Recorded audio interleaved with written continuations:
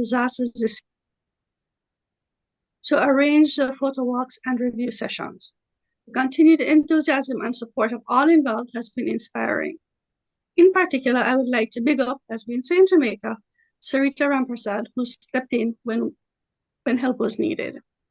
I would also like to welcome and thank our esteemed judges, Hugh Walker, representing Barbados, Lisha Ramru, representing Trinidad and Tobago, and Gary Lange, representing Jamaica, who are agreeing to participate this year. You will hear more about them as the meeting progresses.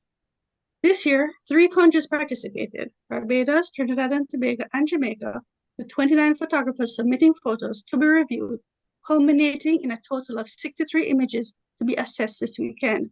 Our entries span the spectrum from small seashells to trains to stop signs to portraits to abstract landscapes, all with a story to tell.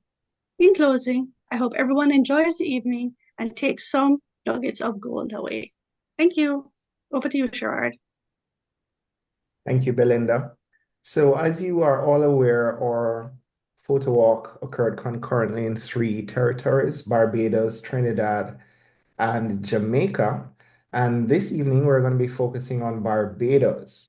So to give us an overview as to how the walk went in Barbados, I'm going to hand over to the Vice President of the Barbados Photo Society, Victor Gittens, and he'll give us an overview of the walk. After that, we're going to introduce our judges, and then we'll get right into the judging. So over to you, Victor. Yeah, thank you, Sherard. This year, initially we were looking to do a photo walk in the northwest section of Barbados, a place called Six Men's Bay, and do the walk towards Pipestone. But because of Hurricane Beryl and the effect on all beaches, that area really was not in good shape. So we decided to switch to our east coast, the Atlantic side, and to start a walk from Bathsheba. That area is well known internationally for surfing. And additionally, there's some huge boulders in the sea just off the coastline, which lends itself to very interesting photography. So we switched over to East Coast. Our public relations officer, Mike Turton, he did an advanced hike just to ensure that the route was safe for photographers, because we were going to meet very early in the morning, 5:15, in order to be ready for the sunrise at 5:45. Well, on the morning, we had a very encouraging group of photographers. There were about 28 in number, and they took standing orders from Mike, and at the appointed time they found out on the beach to capture the sunrise and the other coastal features at the area.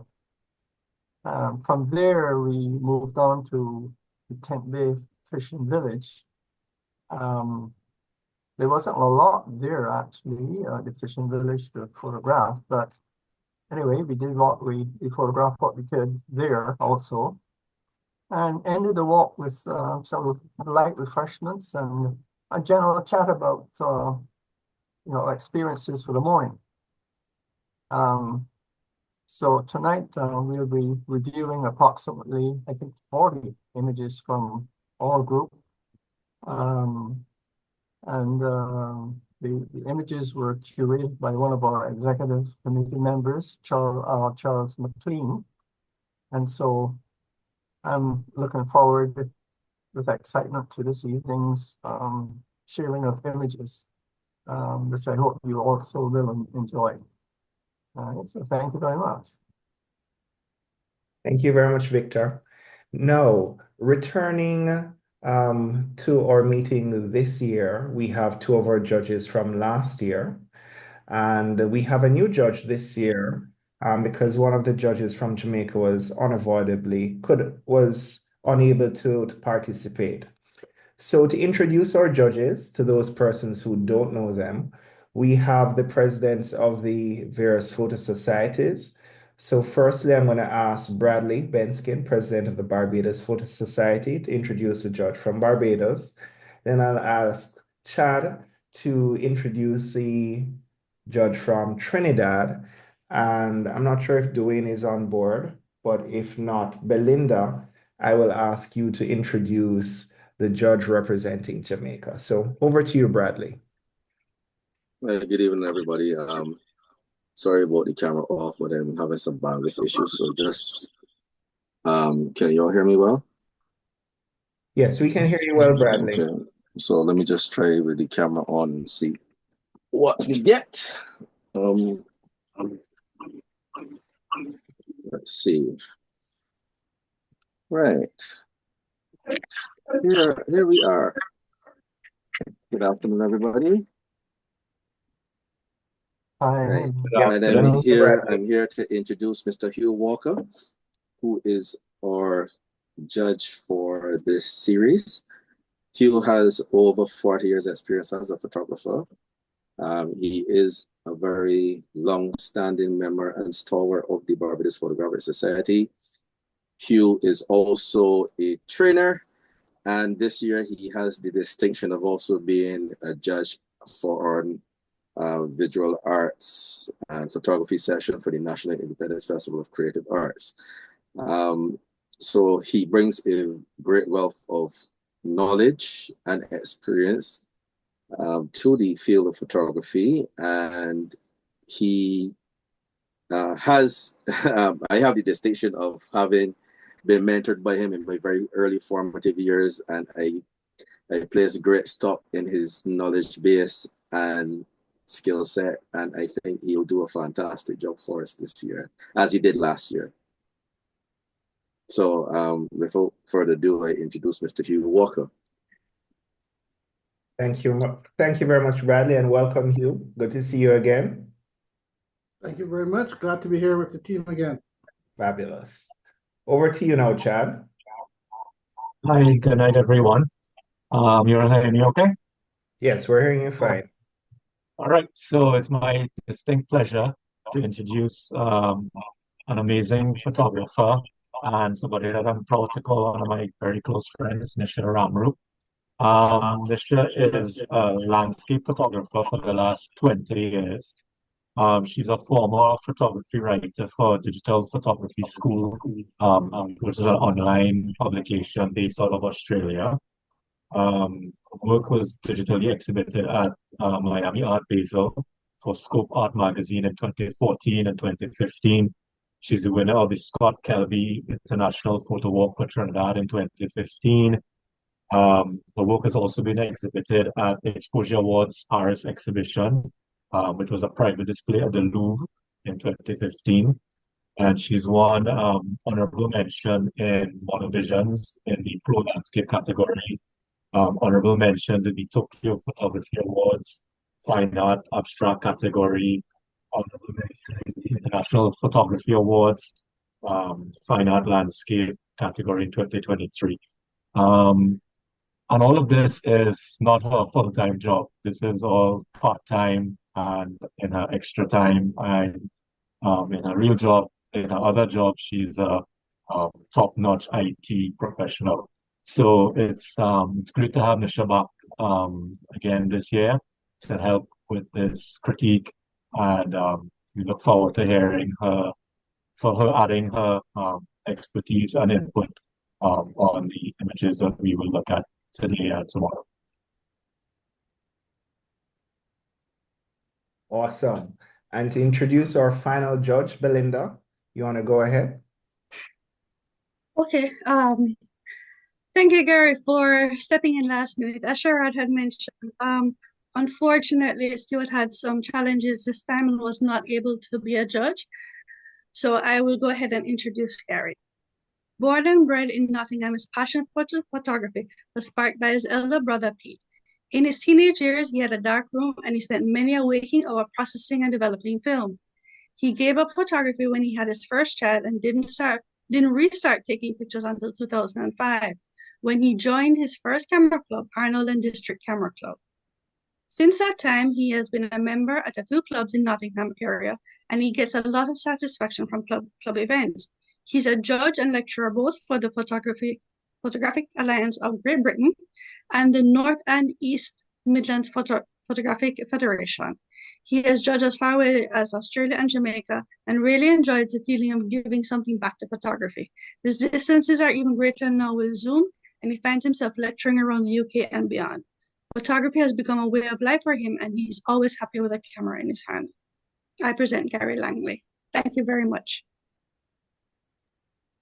Thank you very much, Belinda. So welcome to our judges, Hugh, to Nisha, and to Gary.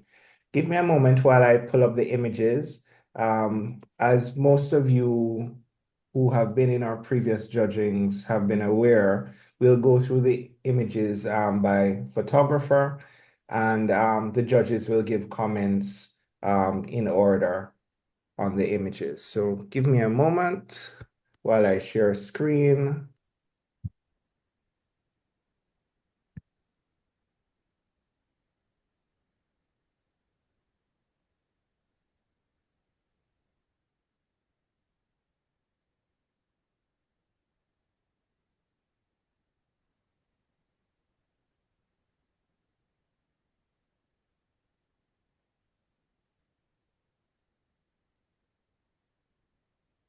Okay, can everyone see my screen?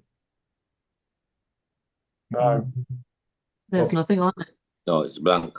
It's blank. Yes. Yeah. Yes.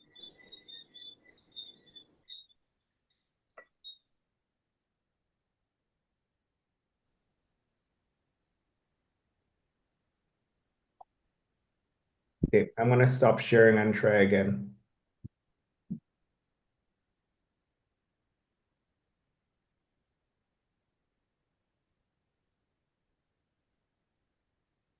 Let's do it this way.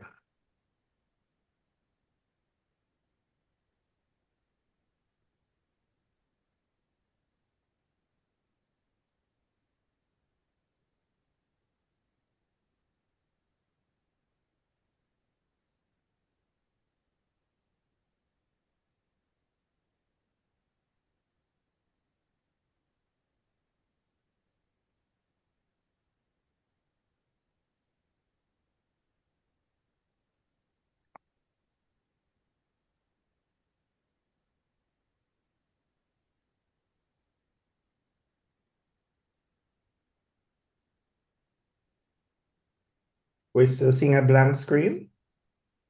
Yes. We saw the screen for a while and then it went.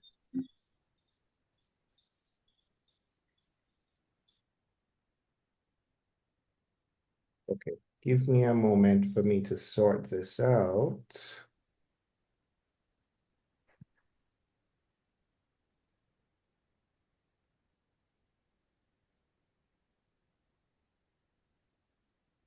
This is what I'm going to do. Yep, we're seeing Okay, we Antonio see a name Chester. now. Yep, Yeah. see your name. Okay.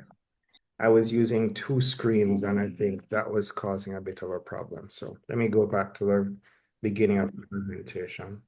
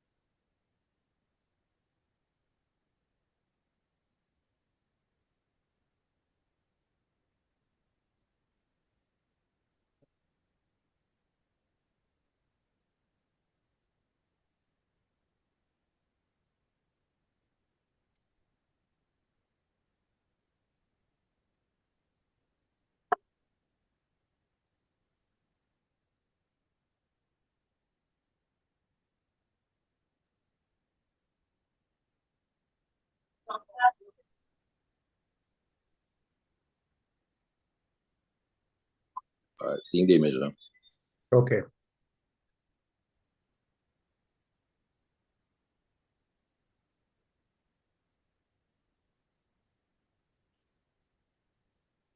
I'm having now is navigating through the images.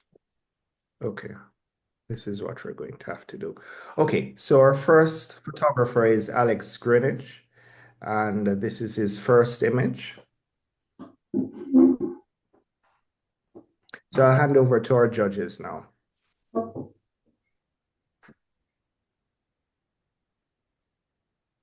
You want to go first, or sir? I think in the last 2 years, what we did was the judge from the territory went last. Oh, that is correct. That is Yes, so I will hold my peace until the esteemed colleagues have their say. okay. Nisha, I'm going to ask you to go first then. Sure, no problem. Hi, good night, everyone. Right. Again. Yes, so this was a beautiful close-up of a seashell. There was a nice, strong focus on texture and light. It felt very intimate, and the shell was showcased very nice. The use of the dramatic lighting was really good. Nice, strong shadows, depths, sense of mystery. And I liked how the light fell naturally on the shell, and there was nice contrast. I also enjoyed the muted earthy colors and the background blur and isolation. My only suggestion for improvement, even though the blur had some, created that nice isolation, you still had some distracting elements in the back, that you could clean up in post. Just some faint details that draw your attention.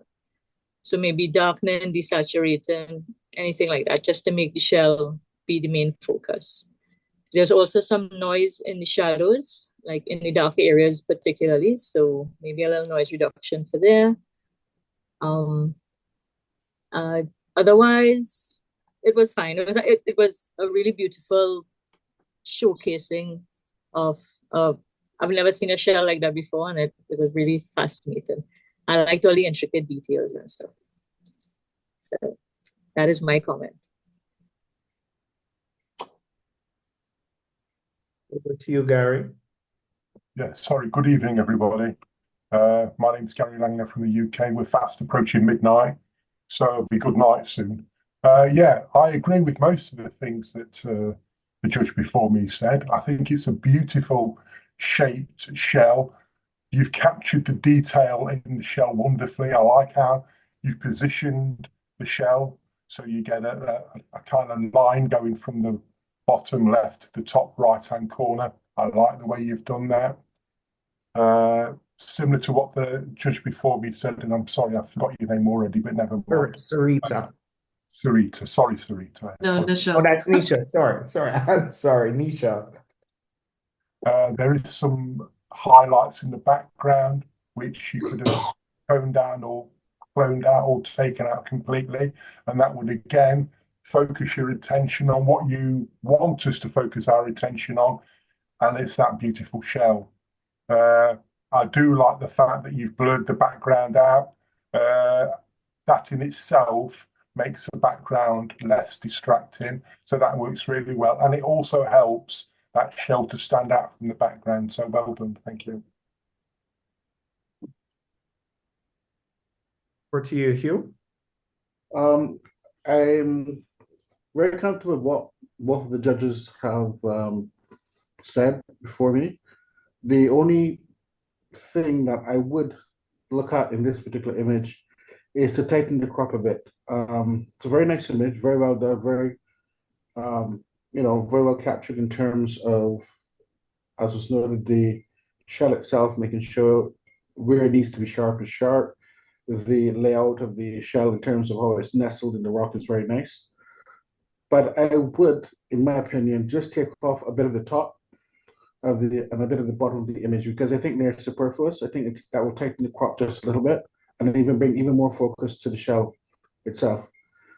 At the top, this section, difficult for me to annotate it from here. I don't know. Is there an annotation tool in Zoom that I could use?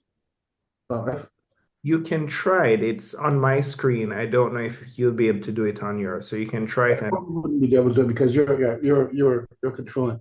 Yeah, just the top section where yeah, come down. Let me show you, Gerard. Come down a bit. Yeah, go up a little bit.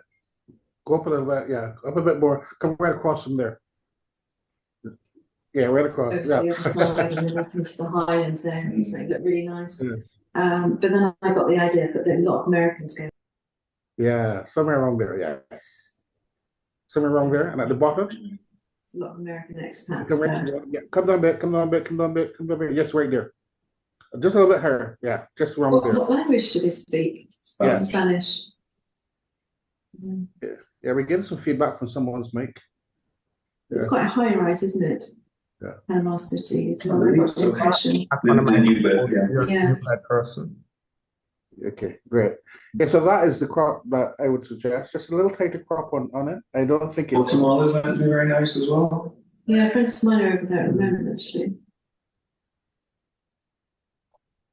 okay. Yeah, so I would, in my opinion, just that little tighter of a crop would focus a bit more on the shell. Those two areas are not really, heavily impacted on the story of the image, and I think we can just remove them a bit. That's just my opinion. Okay, thank you, Hugh. Okay, our next image from the same photographer.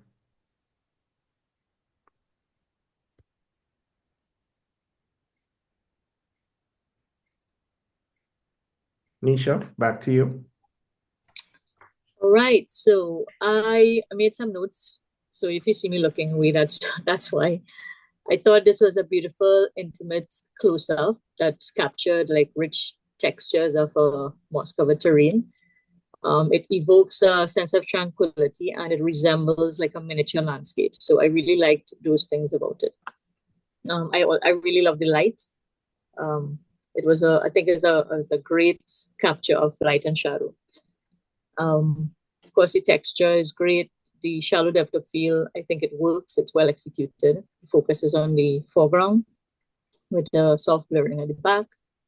And I think that creates a sense of scale and depth, and it isolates the main texture area. I like the color palette. I would have popped the greens a little bit more, but it is nice as it is. The composition is good. I would have increased the sharpness a little bit on the focal point.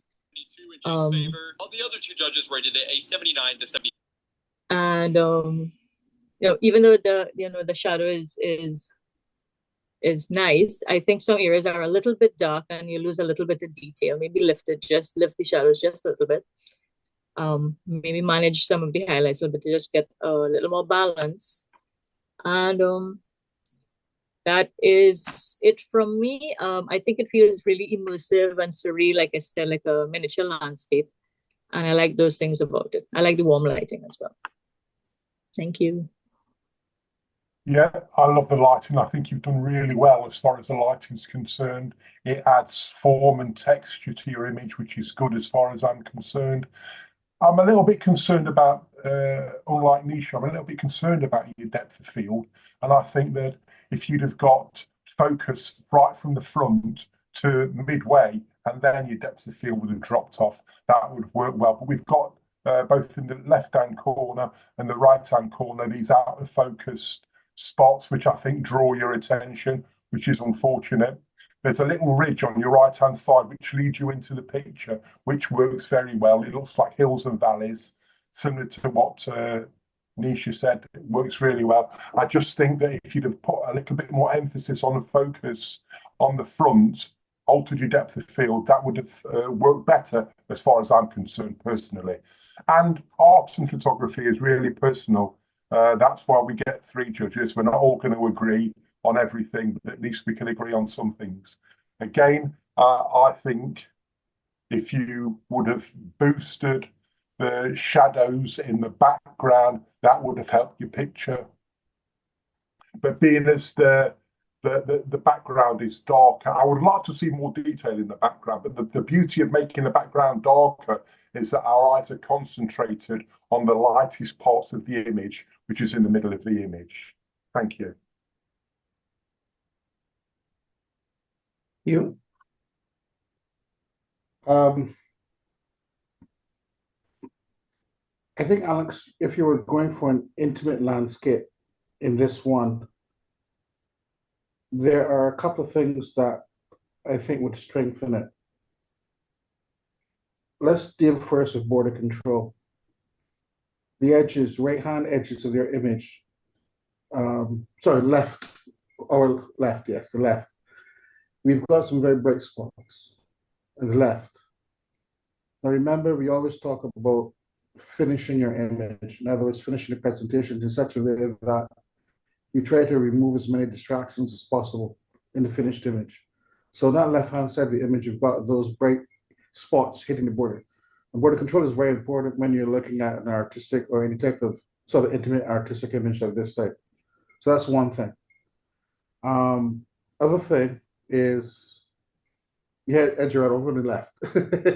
Yeah, which I can control in a short anyway. Yeah, over on the left-hand side, that actual section of the image is bright, and once you hit the borders, your eyes go to the left, you see that bright spot, and then your eye starts to wander a bit into the rest of the image. Secondly, I think, in my opinion, although I like the color, I like the green. It's nice. It's very visual. I would suggest a black and white. Alex, try a black and white treatment of this one to remove that visual aspect, and then to control the viewer to look more at the shapes, the textures, the curves that's in the image. Also a bit of dodging and burning. Well, primarily burning in this case.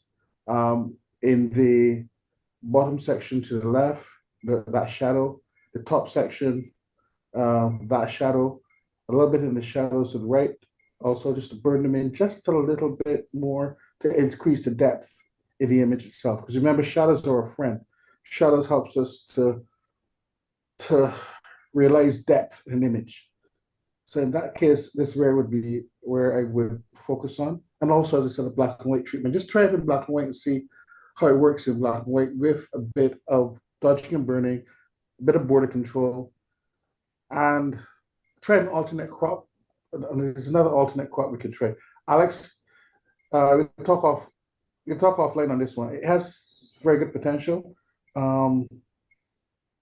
Shortly later we'll talk about it. I think it has some very good potential. I think it needs just a little bit more depth in certain areas.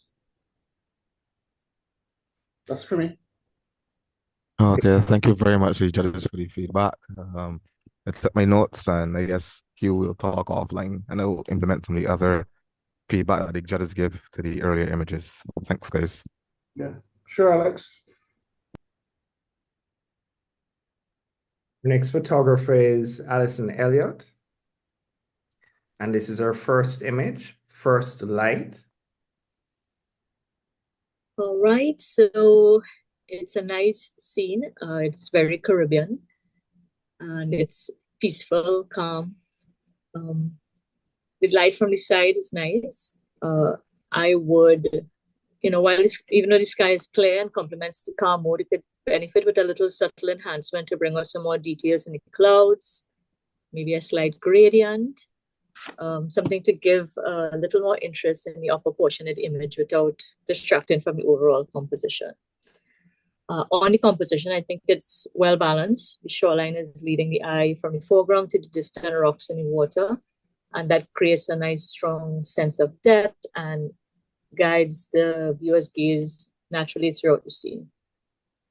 I like the inclusion of the foreground texture, the rocky foreline, the scale. It's there. You can see, based on your foreground elements and your background, you have some sense of scale.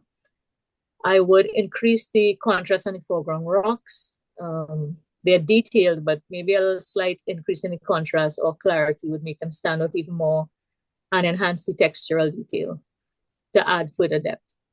The bright light in the upper right corner is lovely, but it's a little bit strong, and you can draw the viewer's eye away from the center of the image. So probably reduce the highlights in that area slightly or add a subtle vignette to keep the viewer's attention on the shoreline and water kind of thing. Mid-ground, where the algae-covered rocks meet the water, is visually interesting. I think it could benefit from a little bit more focus. Maybe ensure that area is sharp to give the viewers a well-defined path from the foreground to the distant rock. Personally, like the other judge said, Gary, right? They said the correct name. We would all, bring our own sense of what we would add to the image, right? It doesn't make it wrong or anything. It's just what we would do differently. So my personal choice would always be to add a sense of movement to the water, especially where you have the water hitting the rocks and stuff, to bring a little dynamic element. Maybe a tighter crop. I don't believe in cropping too much after the fact, but if this is what you saw and this is what you wanted to show us, then that is, is good enough. So that's it for me. Thank you. Thank you. I think the rocks just below the horizon lines are very attractive and draw my attention. The rocks in the headway just beyond the horizon, coming into the land, I think you need to boost the shadow detail so that we can see more detail in the shadows there, and maybe a little bit more in the first part of the greens. The sunburst from the top corner is kind of distracting as far as I'm concerned, and I think it's a little bit too bright. And if it were me, I would definitely try to tone that down. I think this is where your camera's picking up your exposure from, and it's causing the rocks just to the left of that bright spot to be really dark. Now, I do like the leading line that you've used. You've used the green algae covered rocks and the pebbles as a leading line, which leads you directly up to that line there. So that works very well. And again, similar to what Nisha said, if it was my image, I would use a longer exposure to soften that water down and get more of a milky feel to that water. I think it's a little bit unfortunate the time of day that you chose to take this picture. I don't know your circumstances. I don't know whether you live close by or you were just passing by. If you were passing by, then my comment may sound a little bit like nonsense, but I think you could have had more sympathetic lighting in this image to give you a much more dramatic feel. Early morning, sunset sort of times, golden light, blue hour, that sort of time, to give you a bit more, to have the light on your side rather than the light against you. That's me. Thank you. I think that Gary and Nisha have covered everything with this one. I don't have any additional comments to add to this one. I think my colleagues have covered it beautifully. Okay, thanks, judges. The next image. Morning chores. All right, so we have a tiny little crab peeking out of the sand, blending into its natural environment. So the crab is very subtle in the sand. It looked like we just discovered it, like we stumbled upon it in its natural habitat, which is a nice narrative around the concept of blending in. Shallow depth of field isolates the crab from the background, so that is nice. There's nice texture in the image, and there's nice soft lighting. So, and the crab is placed off center, so it follows the rule of thirds, and it creates a nice visual composition. So, even though the crab is well focused, I would probably sharpen the eyes a little bit more to strengthen the focal point, because that is where you want your viewers' eyes to land. I'd increase the sharpness also in that area. I'll increase the contrast on the crab because it really blends into the surrounding area. So maybe just a little subtle boost in its vibrancy to help it stand out a little bit. while still maintaining its camouflage look. And yes, the depth of field is good, but I would probably blur the background a little more just to enhance the foreground. And this is one of those where I feel like there's a picture in a picture, and a tighter crop here could bring more attention to the main subject. And it will also minimize some of the empty, sandy areas to make the viewer feel a little closer to the scene. Probably warm up the lighting just a little bit to get a morning feel, like a sense of the time of day, to make the scene feel a little more inviting. But overall, it's a delightful image, and it's a nice little quiet moment in nature. So that's it from me.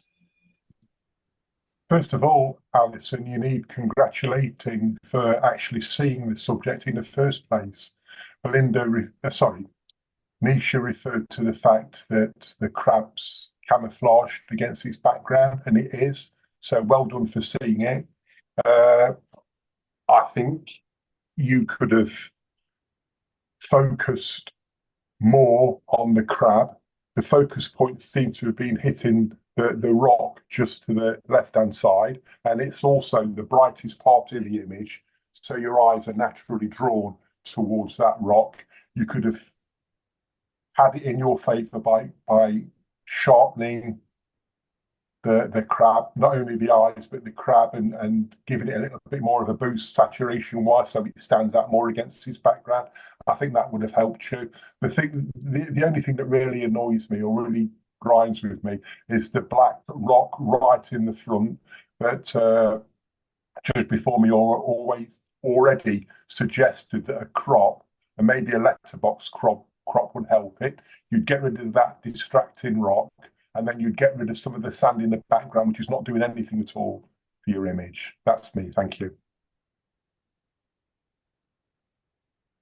I think, again, Nisha and Gary have covered it quite well in terms of compositional elements and cropping, sharpening, etc. After you've cropped it, as you know, I've tried a couple of crops as suggested by Gary and Nish.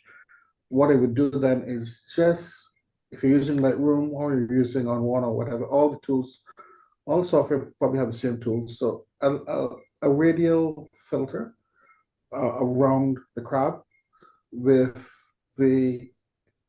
controlling the external elements of the radial filter to drop them a little bit in terms of bringing the exposure down or shadows down just a little bit, so that the crab then becomes even more prominent in the viewer's eye.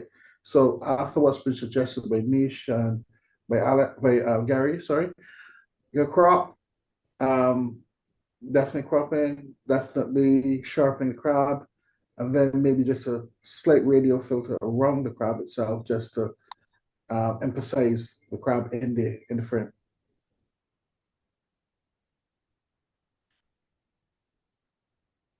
Thank you very much, everyone. I appreciate your comments. Something to work on. Thank you.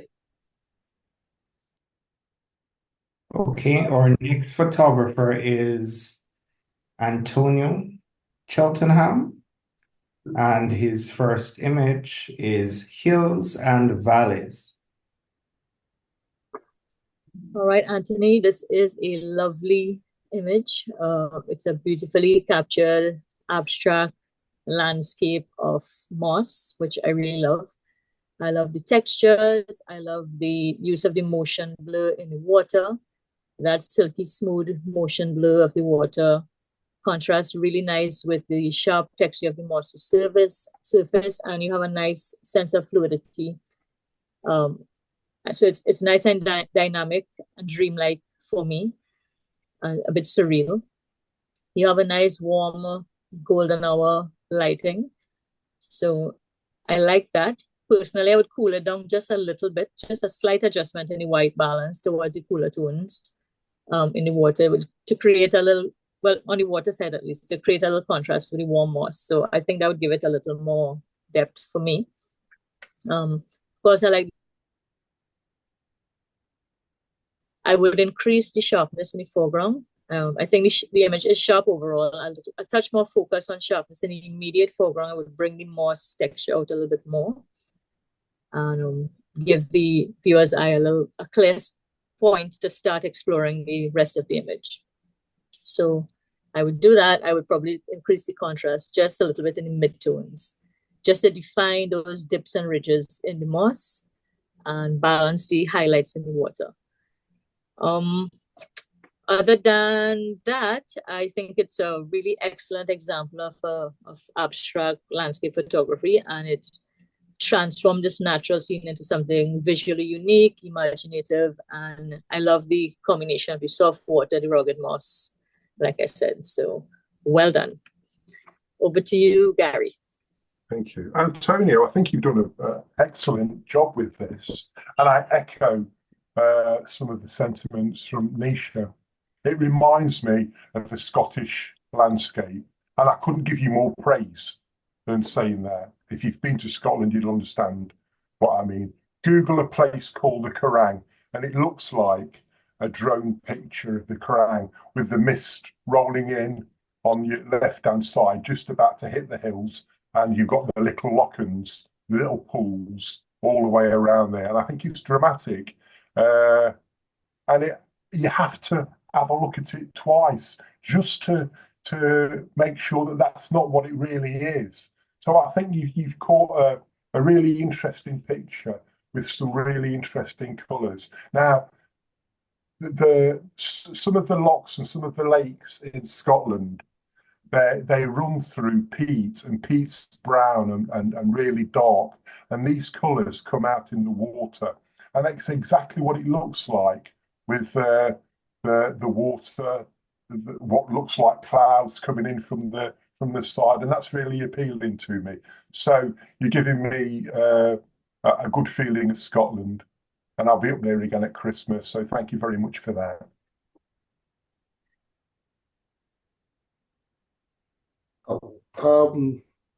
Well seen and well captured, Antonio. Two things. We had a discussion today, and I heard and overheard a discussion you were having today when you said that shadows are a friend. In this case, you got an opportunity to execute just what you said. In the area where you've got those deep shadows in the in the valleys sort of this intimate landscape abstract piece, I want you to go in with your brush and just burning just a little bit more to give it a bit more contrast and a bit more depth, which will bring out that feeling of ridges and valleys just a little bit more. The other thing is on your crop for this one. Antonio, you're on? Yeah, I'm here. Okay, yeah. Were you specifically working for or working towards a panel crop like this? Yeah, it was I shot it in the landscape. I just slightly cropped the edges because Okay. I had to do a focus stack for it. Understood. Right. Understood. I would try. I always love to try different crops of images like this when you're dealing with abstracts or dealing with things that are semi-abstract, to see what they bring out. Because sometimes just taking a little bit off one side or the other side can really change the perspective of an abstract. In this case, on your right-hand side, I would take I would try a couple of crops with bringing in a bit of the right-hand side of the image. Okay? Yeah. I tried to put my hand over it on the screen to take a look and see what I would do, where I would do it. But give it a couple of tries, Antonio, just couple of different crops on the right-hand side, bring in the right-hand side a little bit.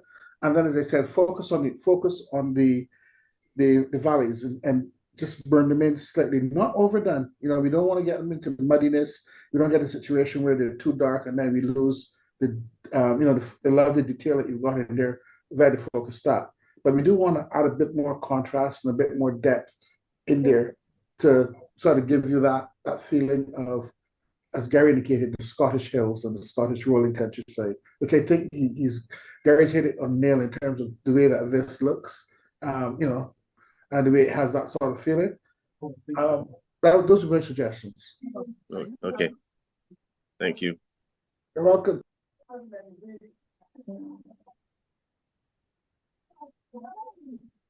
is his next image, Starship. All right, so we have a grounded boat in a unique setting with some soft diffuse lighting. I like the sunburst effect. I like of course, the sunlight peeking over the little edge of the boat and that starburst effect, which is nice. The boat is slightly off center with the bow pointed towards the sky, and so there's a strong leading diagonal that guides the viewer's eye from the foreground up to the clouds. So I think that the composition gives the boat a sense of presence and stature. So I don't miss the headroom too much. The texture on the boat is nice.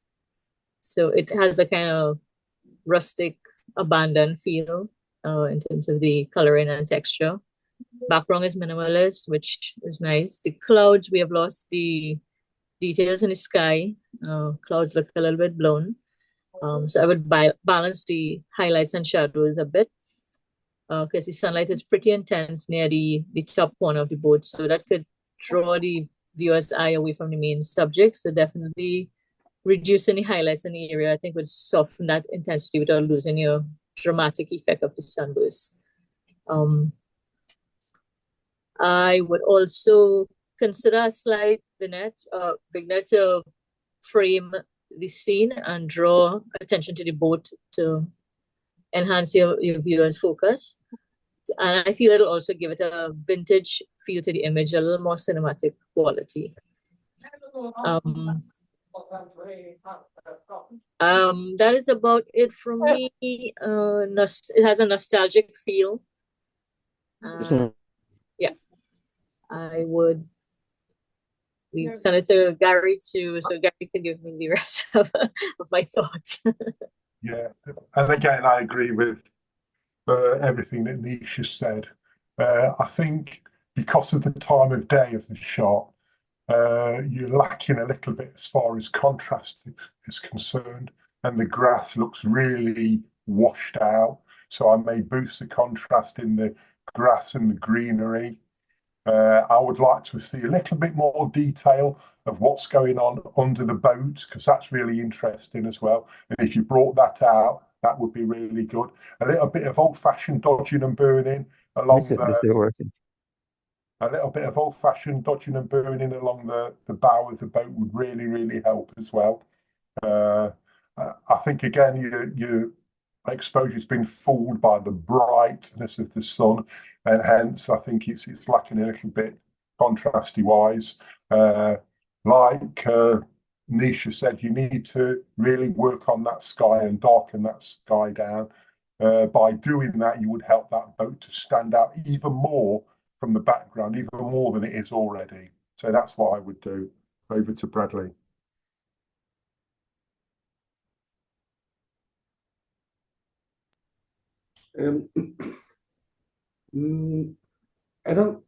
I think Nisha and Gary have covered all the aspects that I would want to explore this one.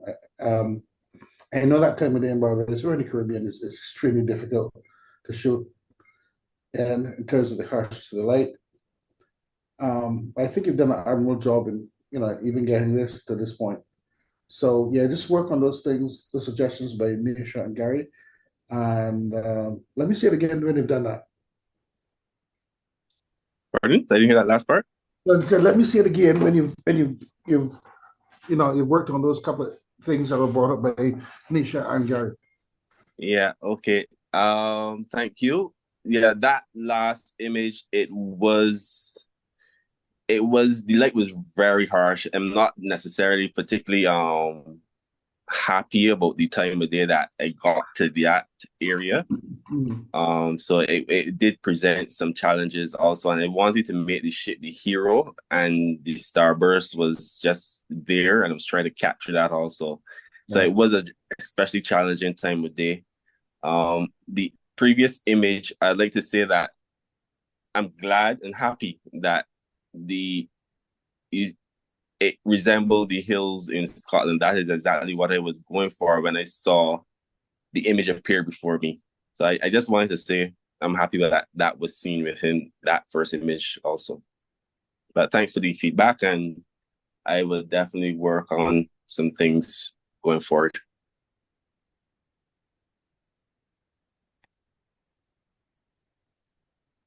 The next photographer is Audrey Bryan. Right. I never get tired of seeing these signposts pointing in all the different directions with all the different destinations. I especially love the slug and lettuce sign there because that's a destination. It's like, what is there? It's a sense of mystery, like what is there? And it's fun. It's a little bit playful subject matter. The composition is nice. I think the bus stop sign, creates a balanced composition with the one on the right that it has all the different directions that's happening. So I think that it creates a little visual balance. I would reduce control the brightness in the background a little bit because all the bright elements at the background is kind of competing with the subject at the foreground. So I would do that. So the blurred palm trees, it works well. So it tells you that you're in a tropical setting. So that is nice. I would reduce the glare a little bit on the bus stop sign, just a little bit, the out of city part. And I think it could benefit from a little bit of contrast and saturation of the signs themselves. And maybe a crop or clone out the little distractions at the bottom of the image. So overall, I think it's very Caribbean, it's charming, it's playful, humorous destinations, makes it engaging, adds a little storytelling element. And with some small adjustments, it could stand out even more and have a little more impact and a lot more personality. Over to you, Gary. Thank you. This would make a lovely postcard. When somebody goes on a holiday and you want a memory of the place that you went to, this will be really, really good, a good picture to show. And I love the way that on the top of the sign is church. And you said you didn't understand the slug and lettuce. Well, we have a public house, a bar in Nottingham called a Slug and Lettuce. So it made me smile when the church is at the top and the public house is at the bottom almost. So that made me smile. I agree with you about boosting the contrast. You would already make a bright, colourful picture, even more so. It's one of those pictures that would work really well, like I said, as a postcard. But you do need to take control of your background. You really do need to tone down some of those high points in the background. And by doing that, it would make the detail in the foreground stand out even more. So well done, Audrey. Let me just echo what was said by Misha and Gary. I guess the nice thing in coming in this panel is by coming third, my two judges before we have covered all the wonderful spots of it. So I'm just here to say, yeah, it looks good. It looks nice. They've done a good job in representing what should be done with it. As Nisha said, it's a wonderful, for the last 2 years or 3 years you've been doing this, I love my little quirky images. And I like this one a lot. It just has a nice feel to it. And I love the fact too that it's both out of city. That little Caribbean flavor where we've lost the OD and the out, and and then you've got all the lovely signs in the background pointing to different locations in Barbados. Railway is an interesting one because I know we will find that one. But yeah, as Gary and Nisha said, this work on the contrast, taming the background, managing your highlights, and popping that color, and this is beautiful.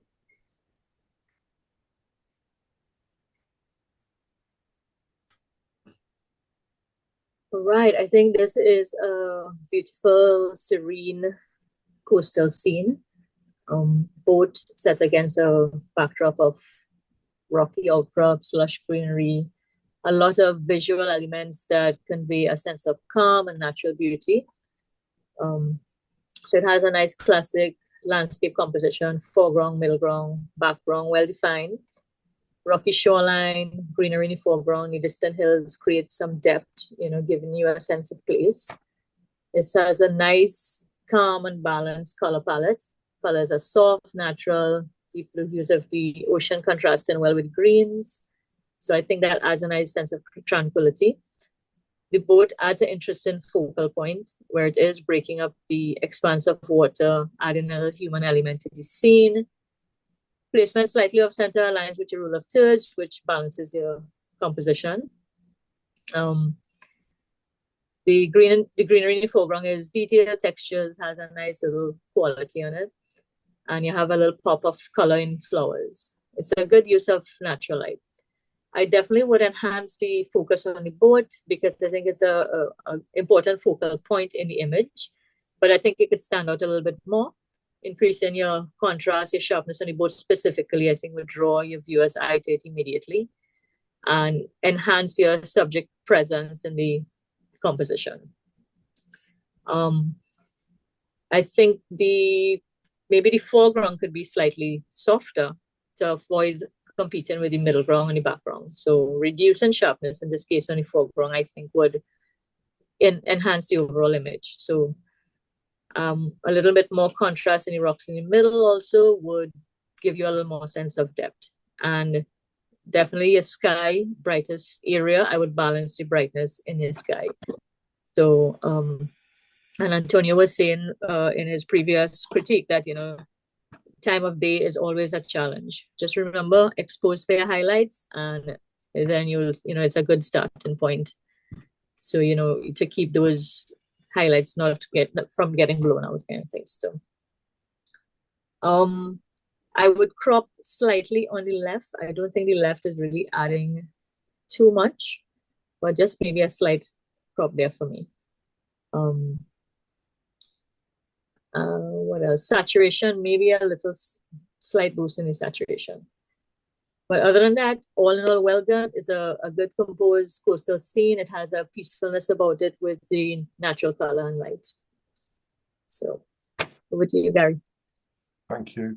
Yeah, you need to make your focal point the boat, because that's the thing that my eyes are automatically drawn to. So if the boat's your focal point and the boat's the sharpest piece in the image, you've done really well. Currently, it's the plants and the vegetation in the foreground which seem to be the sharpest. Now, I've got no specific problem with that, but that's where my eyes are attracted to, and that's where you're drawing my attention. You know how to take a landscape photo, because when I'm running a workshop or I'm doing a lecture, wherever it is, I always say that your landscape should be made up of like foreground. You need something in your foreground, then you need something in the middle of the ground, and you need something at the back to look at, unless we're talking about a minimalistic landscape, and that's something completely different. And you've done this. What I would do, I would add a little bit more. I know we're talking about light. I personally think the light's harsh, but I'm talking from an English perspective, the English landscape. I've been to the Caribbean a couple of times, and I know how harsh the light is. So I do get the harshness of the light, but I would add a little bit of contrast to the rocks in the middle, because they're also really important. Because what you're doing with the levels that I'm talking about is you're drawing your eye through the picture right until you get to the soft undulating hills in the background. And the hills in the background have got some lovely light falling on them and some lovely shadows. And that's good, and you don't want to lose that. But you need something to draw your eye through to that. So, like Nisha said, get your focus point on that boat. That would be the first thing I'd do. And then add a little bit of contrast from the boat upwards in the middle of the picture. Thank you. That's me. Over to Bradley.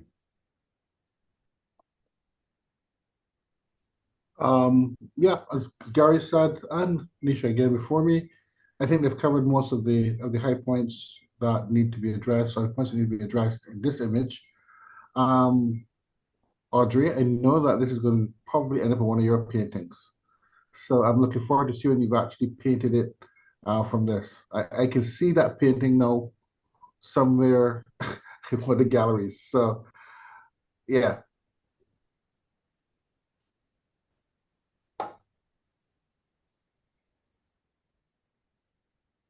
Our next photographer is Beverly Lugay. And this is a first image, Bumblebee. Right, so we have a close-up moment with a bee on a vibrant flower. Some texture, you have texture and color on both the bee and the flower. I like the natural color palette. The bright pink flower, green background works nice together. It's pleasing, lively. Subject matter is interesting. Close-up shots of insects are always a nice perspective because they're so hard to capture, the background is there, and capturing the bee from behind gives it a different, unconventional view. So you're focusing here on the wings and the back rather than the typical head-on approach. So that is nice. The image appears slightly out of focus. There's no clear point of sharpness on the bee or the flower. And, when you're doing macro photography, the precise focus is crucial to capturing these intricate details. I know, like I said, these things move around really quickly, so you have to make sure you have a really fast shutter speed to kind of freeze it in time, or at least make sure that something is in focus, or something is, sharp on it.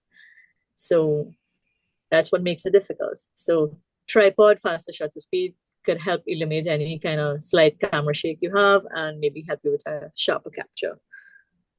Shallow depth of field, like I said, is generally beneficial in macro shots. Here it's a little bit shallow because it causes the bee to lack a little bit of definition as well.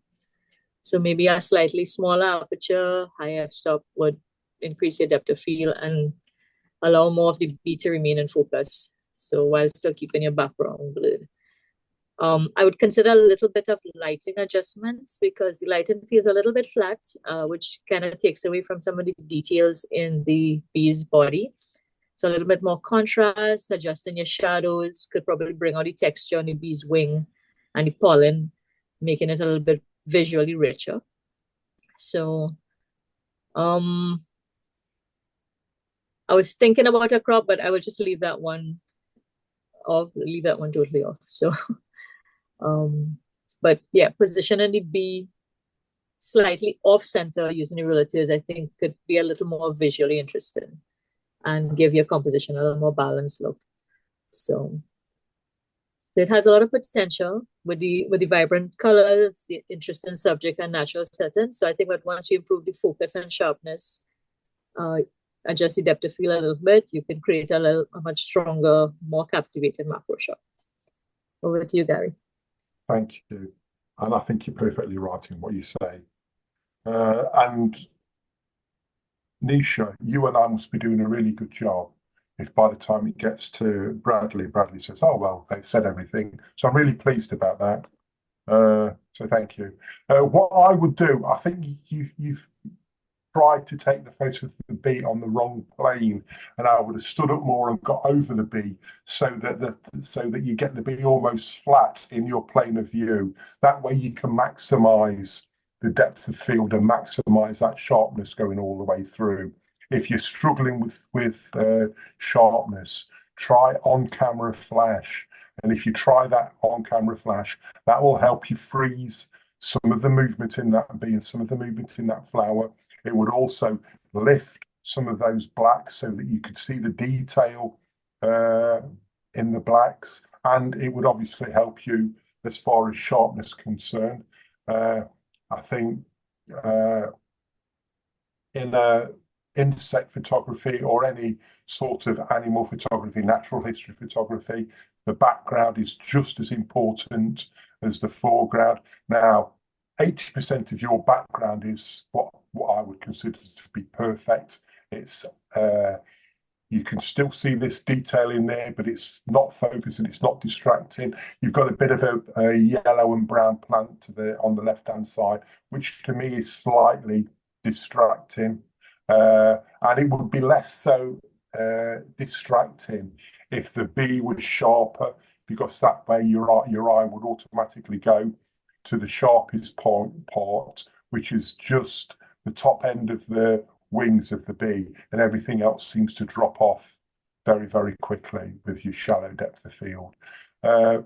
Insect photography is not the easiest. I do quite a bit myself, so I know how difficult it is.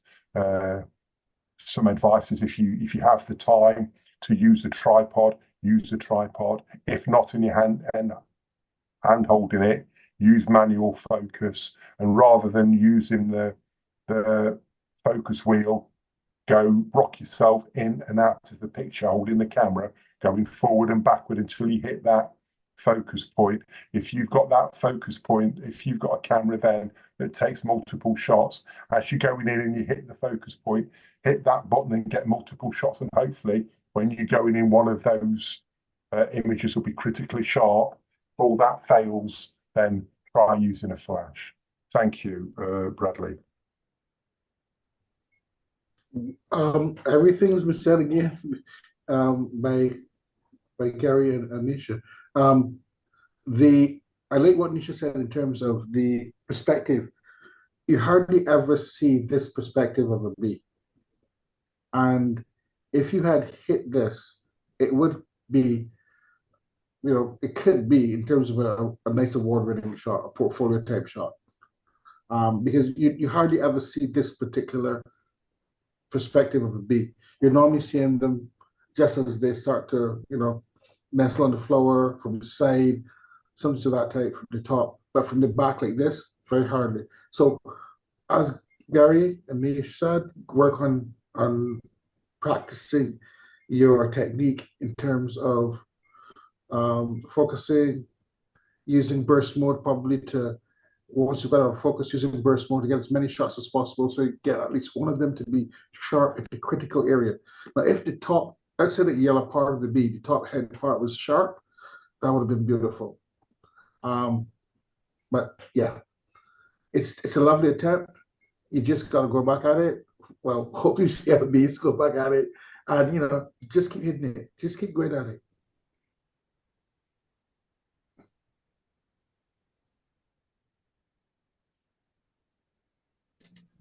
All right, so we have a unique focal point here, hanging rope seaweed with its reflection in the water.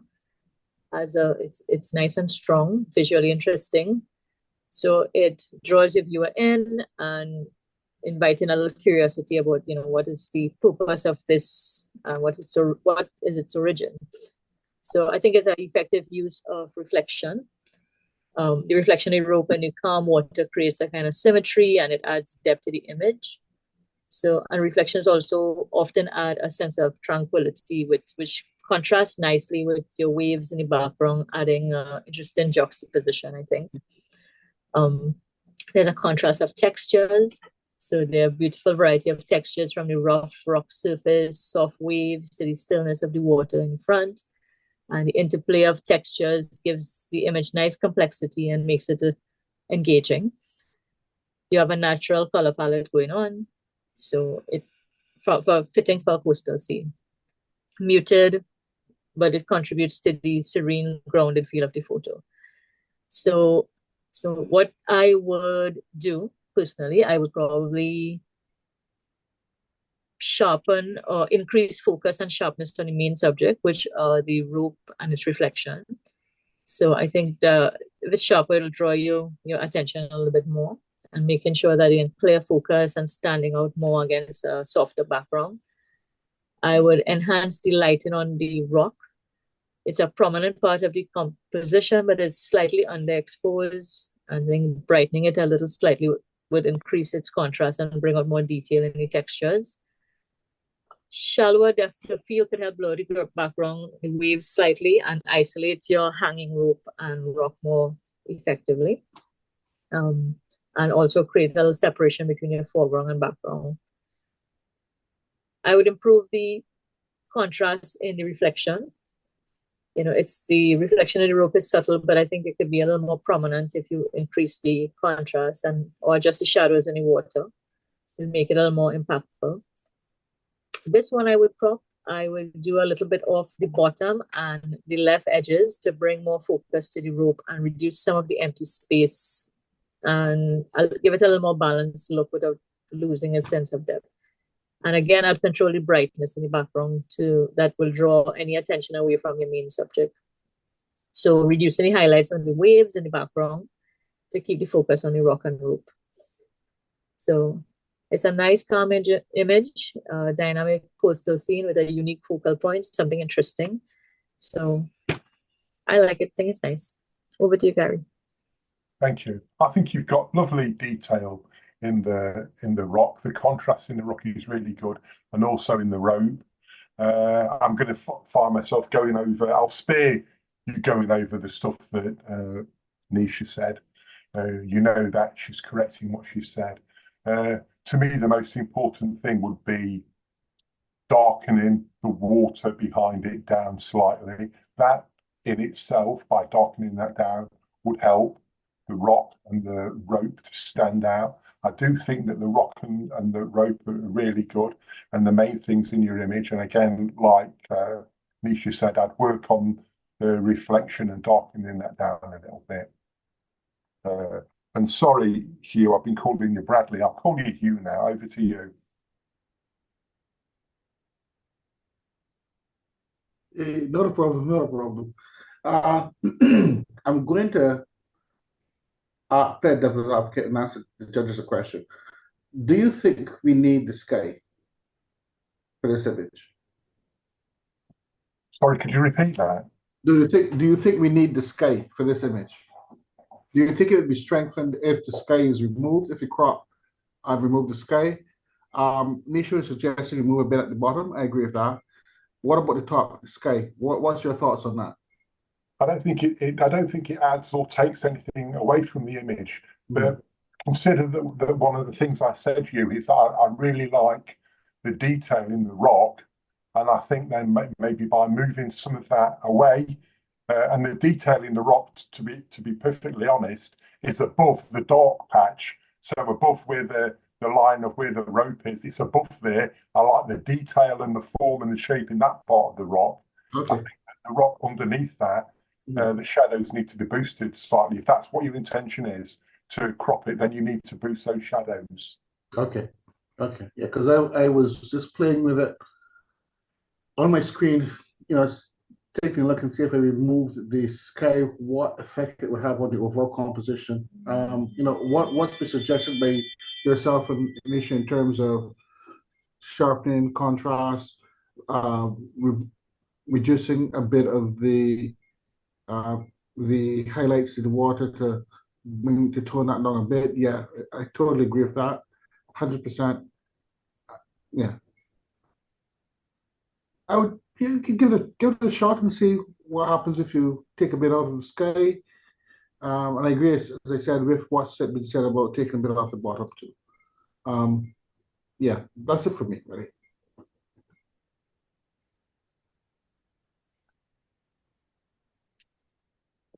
Our next photographer is Bradley Benskin. The first image is called Serenity. It is definitely serene, contemplative.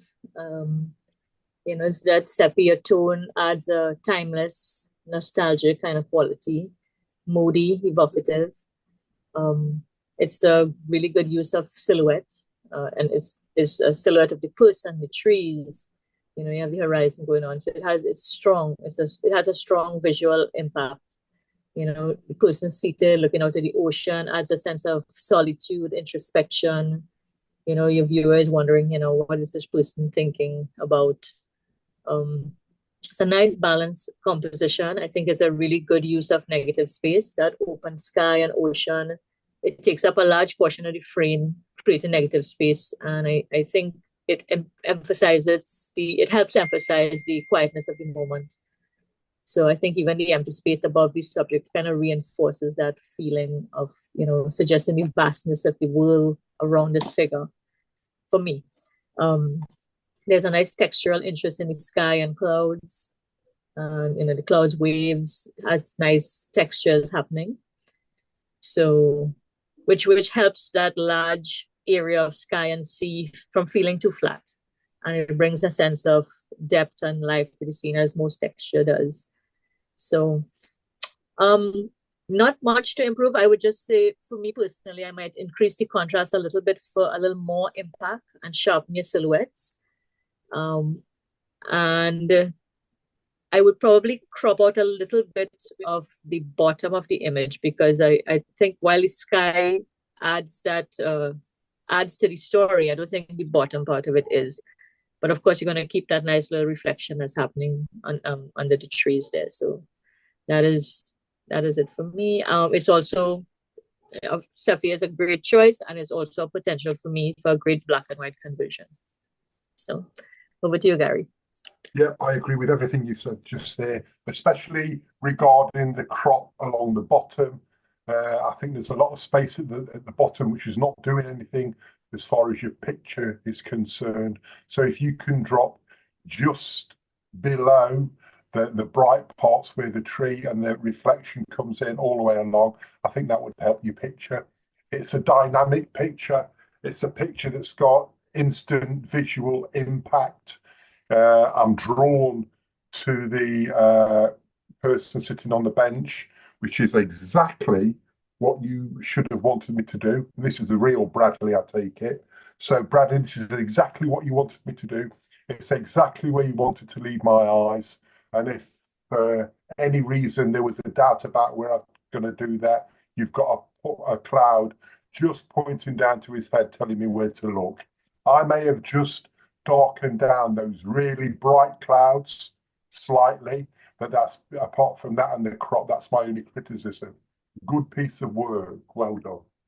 Hugh. I agree with the cropping in bottom to remove a bit of the bottom of the image. As Gary indicated, it's not really significant to the story, as Nisha also suggested. I've been playing with the reflections to see what happens if I remove them or if I leave them. I'm tossed. Having them is very interesting in terms of the visual element of seeing those reflections. You can actually see some of the leaves in the reflection. When I take them out, I focus more on the guy sitting on the rock. Sitting on the bench in Bashmore. So yeah, it's it's one or the other, depending on your feeling, the artist's feeling, how they want to express the image.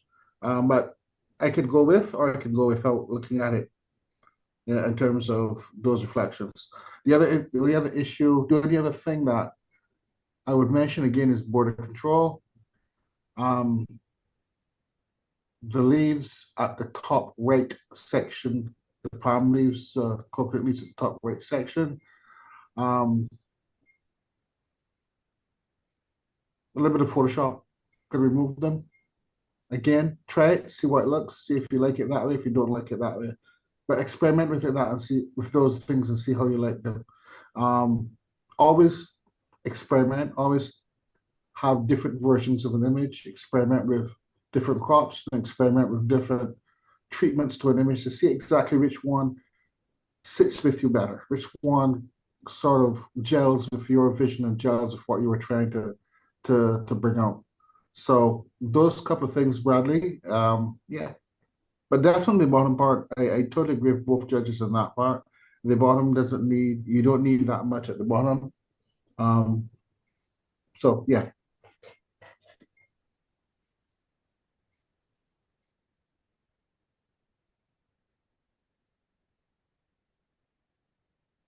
The next image is Take a Dip.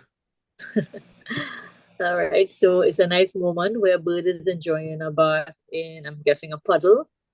You have droplets of water showing some motion, and you have nice eye contact with the bird, adding a little, the bird has a expressive eye, a little personality and action to the scene. So eye contact is very crucial in wildlife photography, because it connects your viewer with the subject, and that makes the image a little more compelling. So the bird eye here is sharply in focus, it's bright, alert expression adds a little focal point for the viewer. You have it splashing in the water, it's dynamic, engaging, with the droplets suspended in midair, adding to the sense of motion. So it's a nice action shot. I would probably just enhance the little droplet clarity a little bit to, to kind of give it a little more dynamic feel. Maybe increase the contrast in the droplets in post-processing to make it a little more prominent in the motion. But catching any bird or, doing something is always a wonderful thing. Not just sitting, all of that is nice too for record, but, birds and actions are dear to my heart. So I like that. You have nice texture on the bird head and neck. I would probably try to increase the focus a little bit more on the body, but maybe a little faster shutter speed or so could help you keep the bird's body more in focus. But it's nice to have that sense of motion. So maybe only thing, gentle vignette around the edges to direct your attention towards the bird to make it a little more central focus and a little more depth to the scene. So, and that is normally a useful tip in wildlife photos to draw the viewer's eyes inwards. So it's nice, it's charming, engaging, bird enjoying a nice playful moment, excellent attention to detail in its eye and feathers. So a few minor adjustments and it's really nice. Over to you, Gary. Thank you. It's nicely caught in the frame, and I think it's the right size in the frame. I think you've caught it in a good position in the frame.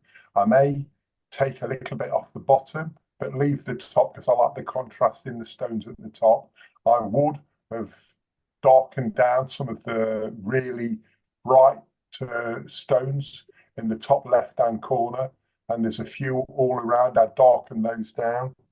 I don't know what camera you've got, and I don't know what settings you've got, but if I can suggest some, that'd be great. I'd increase your shutter speed to at least 1/2000th of a second. I'd be shooting at f8, and I'd have auto ISO on. Most modern cameras now can cope with those settings and they'll do fine. And if you've got the animal eye control on your camera as well, make sure that's locked onto that eye. Because if the eye's sharp, then if there's little bits in the bird or the animal that aren't sharp, it's not such a problem. But in this bird, there doesn't seem to be anything that's critically sharp. And that's my only fault. Thank you.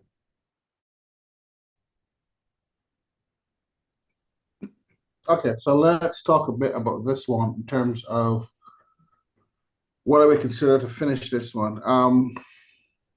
As Gary indicated and Misha indicated also, it's a nice capture of a bird in mid-moment, getting a bath. You've got good engagement with the eye of the bird. Gary indicated it's not critically sharp, but yeah, it's okay. What we can do here, so there are a couple of things, Brad. One, square crop. I don't think you need the extensive crop, the extensive amount of space on the left and the right. Yeah, we want to keep some on the right, but we want to crop it into a square crop. I can see this on a square crop with a large white border, with a large white, on a square crop printed on a mat with a large white border, and it would look fantastic. Next thing, you've got some of the stray water droplets that are coming across the frame.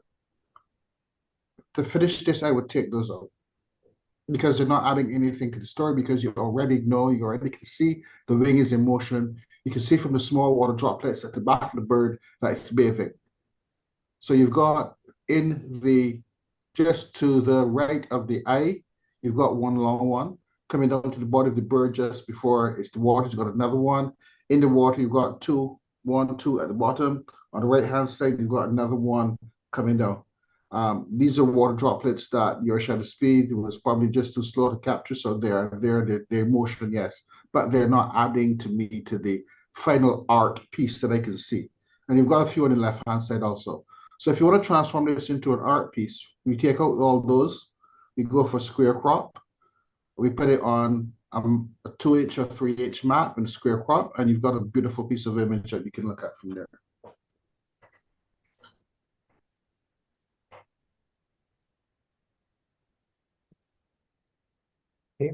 Thank you, judges. Our next photographer is Carla Hines, and her first image is St. Aidan's Church. I like this nice minimalist composition. It's straightforward, focusing solely on the rooftops and sky, and has a nice, clean, minimalistic aesthetic. I think the simplicity draws the attention to the geometry of the building, highlighting your triangular shapes and crosses in a visually pleasing way. The color contrast is nice as well. The bright white church rooftop against the vibrant blue sky creates a nice striking contrast. So it's a nice eye-catching color palette, and it gives the image a kind of fresh, airy feeling. And there are subtle touches of color in the weathered roof shingles, which gives a little bit of interest without overwhelming the main elements. I like the repetition of the shapes, the repetition of the triangular roof and the roofs and the crosses. It adds a little bit of rhythm and balance to the composition, guiding your viewer's eye across the image. The symmetry is aesthetically pleasing, and it reinforces your architectural focus. So I like that, by excluding a lot of the background and the surrounding elements, the image brings the attention to the details at the top. One multicolored roof, the shingles, adding texture and some visual interest, giving it a sense of age and character in the building. And I like that the sky is clear. The empty blue sky gives you this kind of unobtrusive backdrop that enhances the focus on the structure itself. So nice clean backgrounds allows your viewer to fully appreciate the lines and shapes and textures of the roof. So what would I improve? Sharpness and clarity. The image looks slightly soft to me, particularly on the roof shingles and the crosses. So I would increase the sharpness a little bit, especially on the roof details, to bring out more texture and definition, to enhance that visual impact. Maybe a little enhancement of contrast and saturation a little bit, that just to help the edges of the building stand out a little more crisply against that nice sky. So a slight boost in the saturation of the blue sky can deepen its color. Not needed, but it's just there.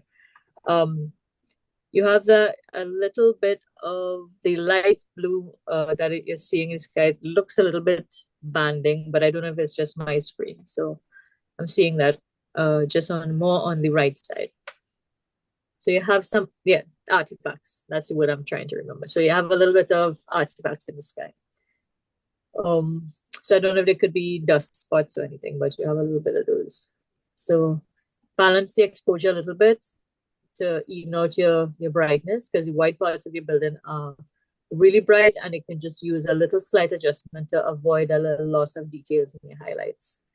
So, and I also can see this in black and white to take away all the color distractions. So I think the image is great. It's a great job in capturing your simplicity, the elegance of the church architecture. It has a nice appealing use of the color contrast and the minimalism. So thank you. Over to you, Gary. Thank you. Sherrod, is there anything you can do about the red spots, the red lines on the picture, please? It's been coming up on a couple of pictures now. So if you could do something about those while I talk about this image, that'd be great.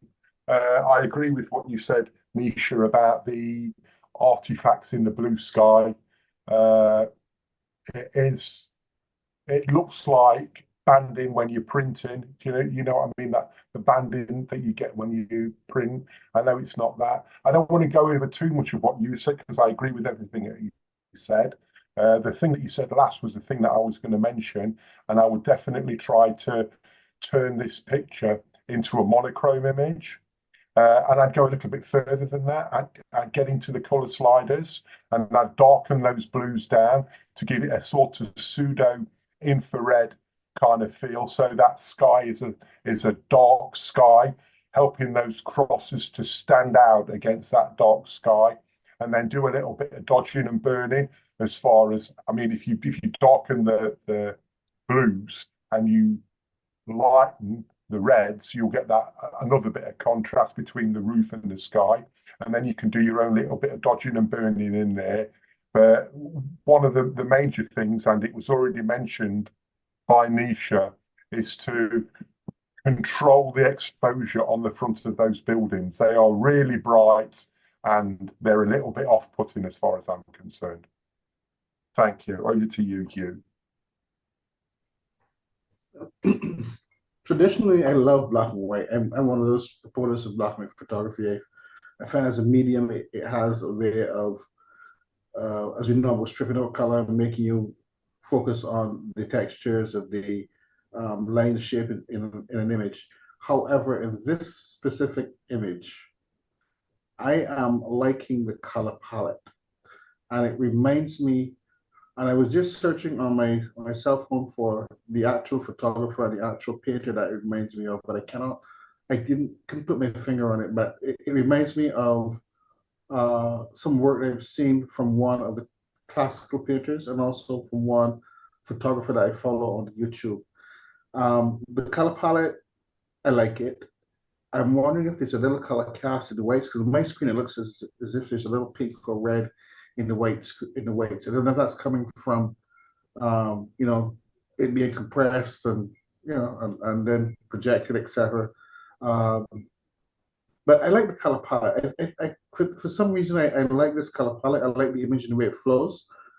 I can see again this specific image printed with a lovely white border around it, and it has that minimalist feeling and calm feeling that I really like. Black and white would be interesting. The black and white would give it a different sort of determination, different sort of focus, a different view. But with this one, I specifically prefer. This one I would specifically prefer. I prefer the color, the muted color rendition of it. Yeah, very nice, very well seen, executed. My only nitpick, and there's nothing you can do, is the stained window arch in the bottom left hand side.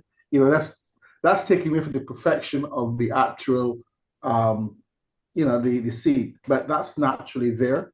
I wouldn't remove it in this case because it's naturally part of the church. But everything else, I love the color palette. It just has a feeling of something I've seen in one of my journeys through YouTube or journeys through art books.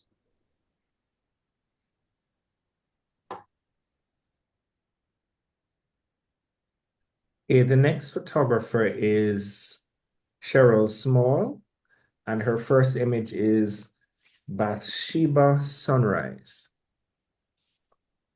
This would be a classic Bathsheba picture. The rock is very obvious. You know the sense of place immediately. You have a nice warm golden light. That golden hue it gives you a nice sense of tranquility and warmth. So the color choice is perfect for conveying that kind of peaceful early morning or sunsetty ambience of a coastal landscape. There's a nice effective use of silhouettes. So your rock formations have strong silhouettes against your bright sky. So that gives it a little bit of depth and dimension. Nice contrast between your dark rocks and your lighter sky gives it some drama. So the placement of the rocks leading into the distance gives you a nice natural line that guides your viewer's eyes through the scene. Including the sand and rocks and waves in the foreground, I think that those detailed foreground elements are good. They add some interest. And there you see some texture in the water and sky. So I would reduce the overexposure in the sky a bit. I think the area around the sun is quite bright. And of course, causing a little bit of loss of detail. So maybe lowering the highlights slightly in post could recover some of the details in the area. So we need to just balance out the exposure just a little bit. I would enhance the contrast for the rock silhouettes, especially in the foreground, to make their shapes a little bit more defined, to emphasize their texture, to make those rocks stand out a little more dramatically against the warm background sky. Foreground elements, the sand, rocks, palm fronds could benefit from a little bit of sharpness and clarity to bring out some more texture. And adjusting your color balance a little bit. So while your golden hue adds warmth, reducing that yellow saturation a little bit would help maintain the natural colors without overpowering the entire image. So it might allow for a little more green tones to show up in the foreground for the vegetation to come through, which would add a little bit of color variety and richness. So I may consider a slight crop on the right side, because I think that right is a little heavy and is not adding too much to the image, especially maybe the lower corner, tightening the composition and emphasizing the landmark rock that is much cheaper. So, in conclusion, captivating coastal sunrise scene, strong sense of place and atmosphere, nice warm tones, slight adjustments. Over to you, Gary. Thank you. I don't know where this place is. I've never been there, so I haven't got that emotional attachment. Thing I would do first, you've got a green blob in the bottom left-hand corner. I would get rid of that straight away. Maybe crop off the greenery all across the bottom, I think, to help emphasize those rocks. You have a bright spot on the first rock, the rock which is furthest to the left. I don't know whether it's lens flare, possibly. I'd get rid of that. Again, emphasize those silhouettes. If that's what you meant it to be, I'm assuming it was. I think the sunburst and the sun's a little bit bright for me. And like Nisha says, the overall yellow toning is too much. I would try to control that yellow toning and take a bit of the yellow out, the whole of the picture, for a more natural look. Thanks, Hugh. Great, Gary. Yes, good observations. Cheryl, this is where this image is where you now need to take to the next level in terms of your post-processing. You'll have to sit for a while with your brushes in Lightroom or Photoshop, whatever tool you're going to use. And you have to work on dodging and burning in this image alone, in terms of to bring out, express to the viewer what you want them to see from this image. The waves are crashing in. Okay, Nisha mentioned the color palette in terms of balancing the color palette. You've got beautiful golden sky. You've got the greens. You've got a bit of magenta in there also. So in your color management aspect of it, you're going to push that magenta a little bit over to the green, just a little bit to bring the greens more to the forefront and make them more prominent. But then moving from there now to your targeted adjustments, your local adjustments on this image. So you've done your global adjustments, you've got it at this point. You now need to move to your targeted and local adjustments. You need to take that brush, you need to now work on the specific areas that you want to bring out and highlight to move this image to the next level. So that means the water needs to be, you need to work on the water, you need to bring it a bit brighter, just a little bit slightly on where the waves are crashing in. You want to touch those white points, bring them up a little bit, touch those points with a little dodging to bring up the white or to bring up the level of those waves. That gives you no contrast. You need to look at the actual rocks in the front and in the foreground of the image. Again, either going to use probably a little dodging just to make that water that's nestled in the rock pop up, and a little contrast in that also to make that water pop. You're going to look at the sand, that color of the sand. It has a lot of red and magenta into it. You're going to use a brush in there. You're going to take a little bit of that magenta down, bring the sand back to the normal, to just slightly less of that magenta. Maybe raise it just a little bit in terms of not exposure, but in terms of shadows, just a little bit to bring that out. The Bashaba hut in the corner, the right-hand side, which we can't really see that very much either. Just a slight little bit of touch on that Bashaba hut to bring it up, and the rocks around it in that area also to give you that visual view in depth into that image, into the image. I agree with Gary. We talked about maybe a bit of a crop on the right-hand side, getting rid of the little artifact in the bottom left, the artifact in the first rock, definitely. But yeah, this image, you need to sit now and take your time of hour, 2 hours, 3 hours, working through it with various brushes, touching, toning, getting a feel for it. and maybe even starting over again if you don't like what you get in the end. But to take it to the next level, you're going to have to take that time to work on this image and do those things. The foundation is there. It can be sharpened. You've got the scene captured. You can deal with the highlights in the sky and the sun. Next step is to then work on your local adjustments for the image.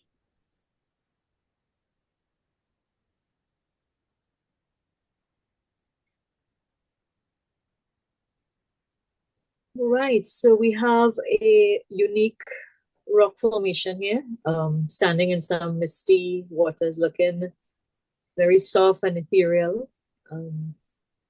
The water, that is, not the rock. So the soft water effect is nice. The long exposure effect on the water creates this smooth mist-like appearance around the base of the rock.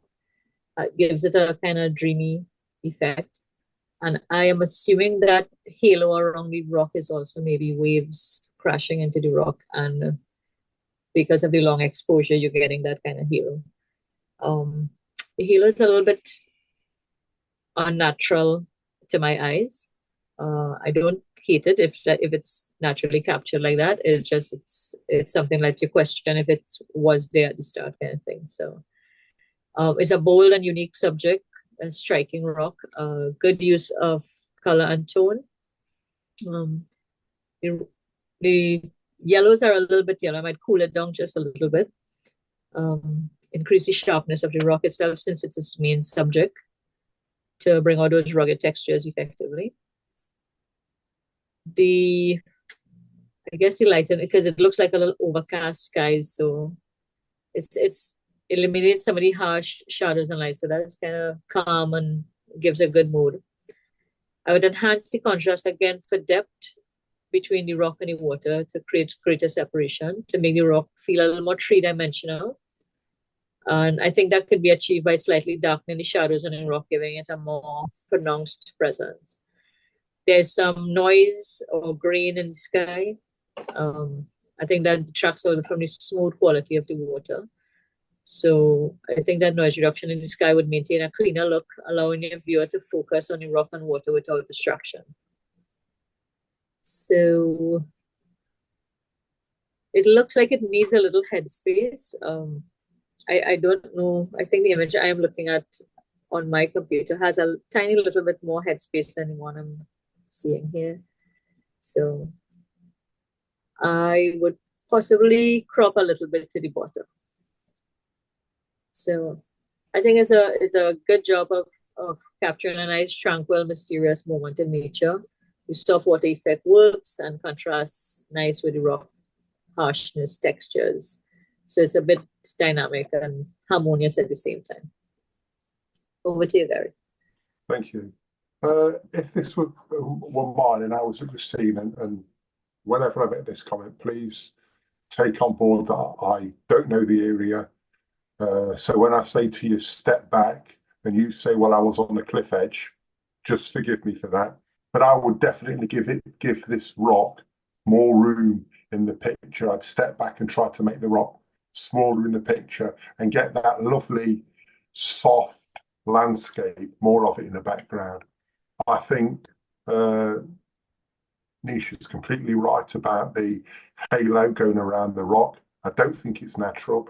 I think it's introduced because if the water was splashing up that high, I think you'd get more water on the beach in front of you. So please try to control that. If there's anything you can do to tone that down, then do so. If you can get the picture up again and go back through the processes that you've done to make the image look like this, and look at that the image where the halo started, then don't do that. I don't think it helps. I think that the rock's nice and sharp and it stands out from its background.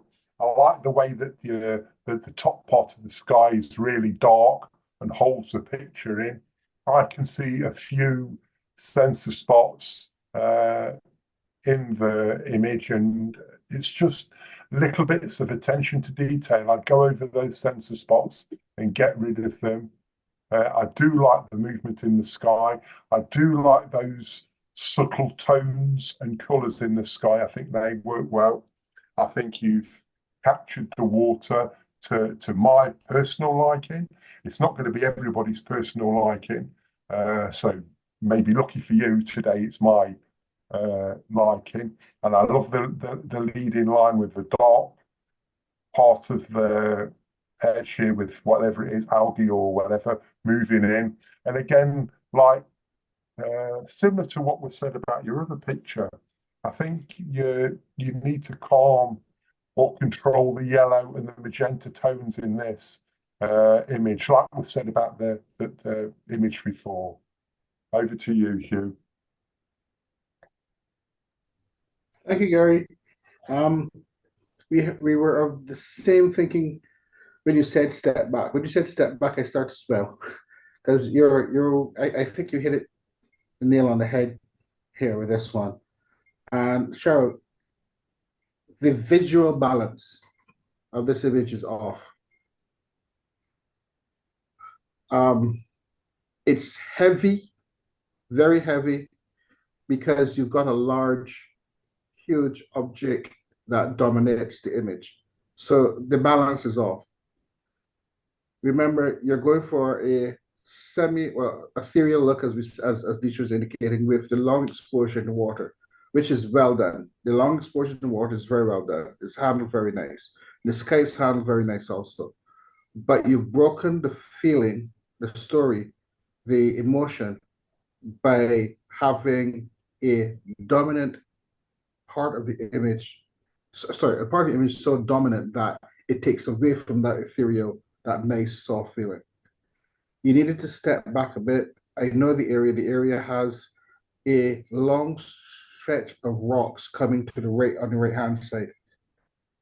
Step back a little bit, encompass or include a few of those rocks in to give you some more balance and reduce the size of the major, the huge. I know all these rocks have names in Bashir. I don't know the name of this one, but yeah, reduce the size of that specific rock in the frame. Add a bit more in the foreground with the rocks on the right-hand side that are leading that way. Then the visual balance would be better, and you would then have both the visual balance and the feeling of the long exposure, the smoothness in the water, the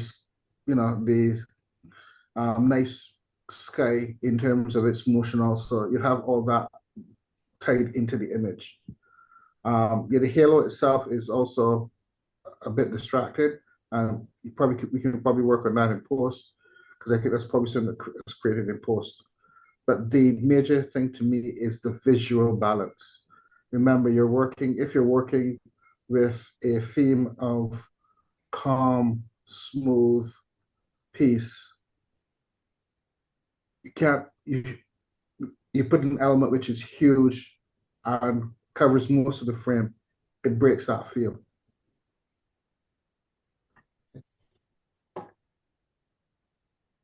Thank you, judges, for your feedback. I will take note. Remember, Cheryl, that there is a fair amount of rock on the right-hand side. So go back at it again, go back at that shot again, add a bit more of that rock leading and flowing up to the major rock. A bit of those sea rocks in the sand leading up to that major rock. Same exposure in terms of the long exposure you've done, and I think you got a good one. Okay, thank you, Hugh. The next photographer is Jerry Gibbons, and the first image is this one. All right, so we have another beautiful take on the coastal scene, which a natural flow of water cascading over rocks, leading your viewers' eyes towards the larger rock formations in the background. So I think that adds a nice dynamic element to the image, creating movement and depth. This feature, I think, draws your viewer into the scene, encouraging them to explore the entire composition. So I think that's really nice. It's an effective use of long exposure. So you have that nice, smooth flowing effect of the water with has a nice dreamy look that contrasts nicely with your solid, rugged texture of the background rocks. So it gives you a sense of calm and tranquility to the scene, makes it, a little bit visually engaging. It's a nice balanced composition to me. Rocks and the water in the foreground, leading in, like I said before. The color palette is nice, and there's an interesting cloud formation happening behind. I think I would increase the sharpness in the foreground rocks. I think it could benefit a little bit more. I would reduce this brightness in the sky and the horizon. I think the sky appears slightly bright, and I think that will draw your attention away from your foreground elements. So reducing the highlights in the sky, particularly near the horizon, I would balance the exposure a little bit more and keep focus on the main subject without overwhelming brightness. Slight increase in contrast, especially around the rock formations in the background, could give you a little more definition. And I think that would enhance the three-dimensional feel of the scene, making the rocks appear more prominent and distinct against that softer sky.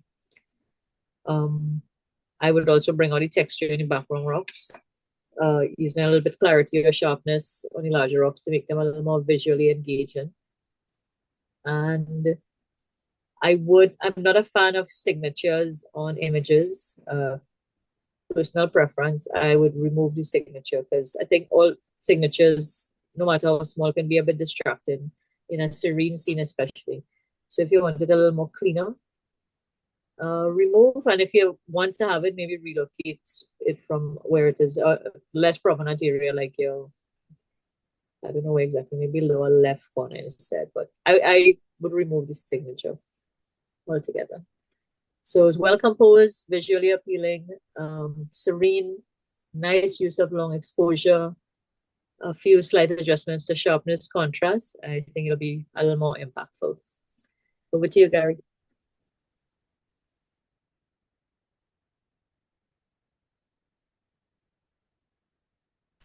Gary, you're muted. I don't know if Gary just fell off. Yeah.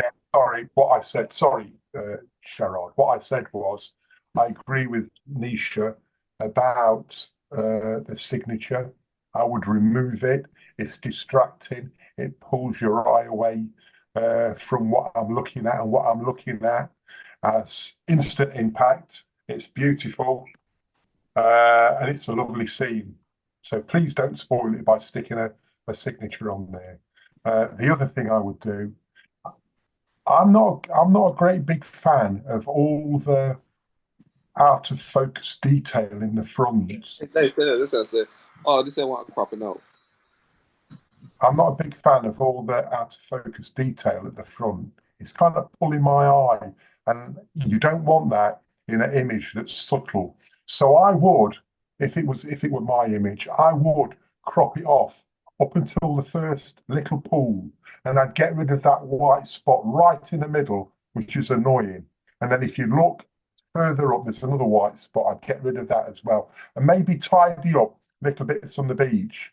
The other thing I would have a look at as well is try to get lower down than you are.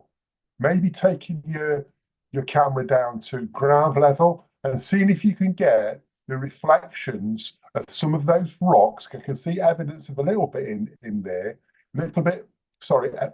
reflections of some of those rocks in the background in those pools. I think that would work wonders for you.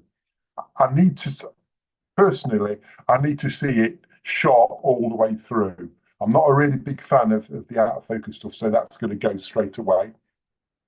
Again, I think you need to do a little bit of dodging and burning as far as the rocks on the headland are concerned.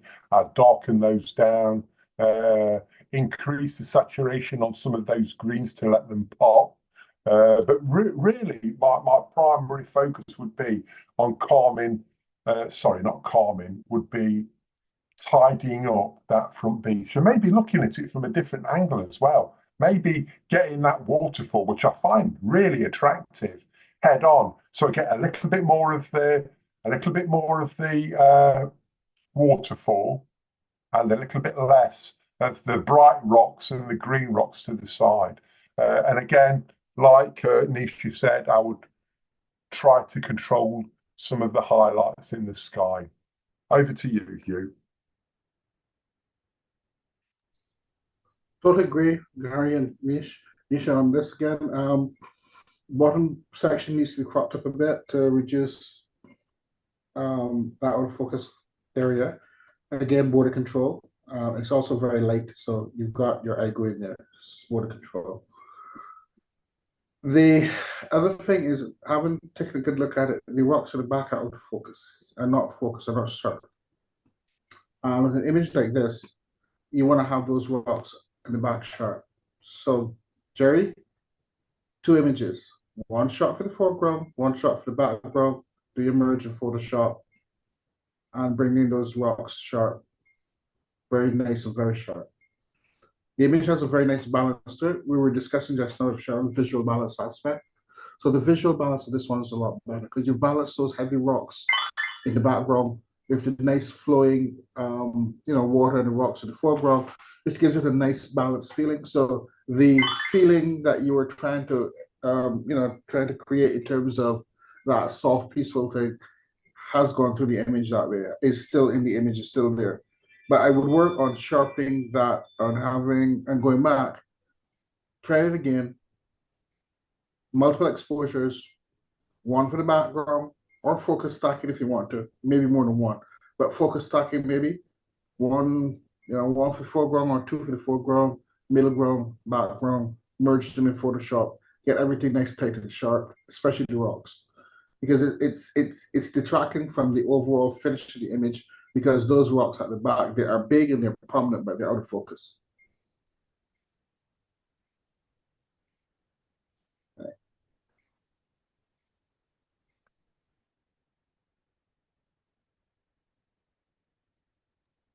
All right, so we have a nice abandoned structure by the ocean, surrounded by rocks, greenery. The abandoned structure it serves as a nice, compelling focal point. Viewers' eyes immediately there, weathered appearance, graffiti, and solitary position creates a nice story within the image, hinting at to me, like a forgotten past. I think there's effective use of leading lines. The stairs leading up to the structure, guides your eye towards the main subject, giving it a sense of depth. The rocks around the structure also gives it a nice framing, keeping your gaze focused on the central elements. I think it's a nice balanced composition. It feels natural and visually pleasing. And I think even the palm front at the foreground adds a little bit to the balance because it kind of anchors to the bottom of the frame and adds some texture. I like the soft, warm lighting. I think it enhances that sense of tranquility and brings out the textures in the rocks and in the building. And the light gives the scene a bit of a golden glow, giving it some warmth to this kind of rugged setting. I like also the calm ocean in the background, and the cloud and sky details, nice interest in sky. So again, I would increase sharpness and detail on the structure itself. So because the structure is the main subject, it looks a little bit soft to me. Again, I would increase sharpness and clarity in the building to bring on more details and making it feel more present, and maybe even enhancing those weathered textures that tell its story. Sky and water could be slightly toned down a little bit to avoid drawing away. Everything looks beautiful, but it draws away the attention from the structure itself. So maybe reducing some of your highlights in the background to make that structure stand out even more as the main focal point, while keeping your background, a little more complementary. Enhance your contrast and texture in the rocks. I think, bringing out some texture in the surrounding rocks would add some depth and dimension to the scene.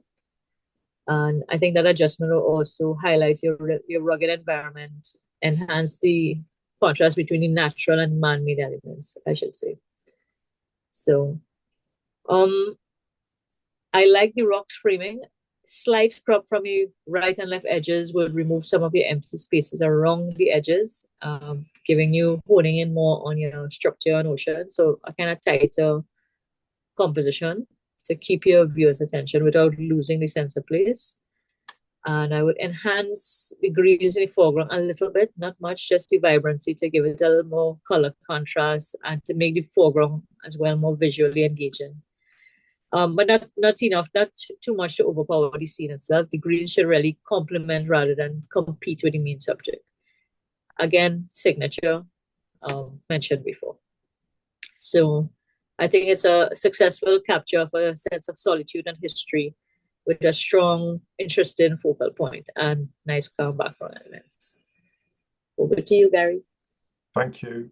I think the foreground in your image lets it down slightly. Nisha rightly mentioned that you've got a good leading line with those stairs going up to the old structure, but I think that the palm tree, the palm fronds, interrupt that and get in the way.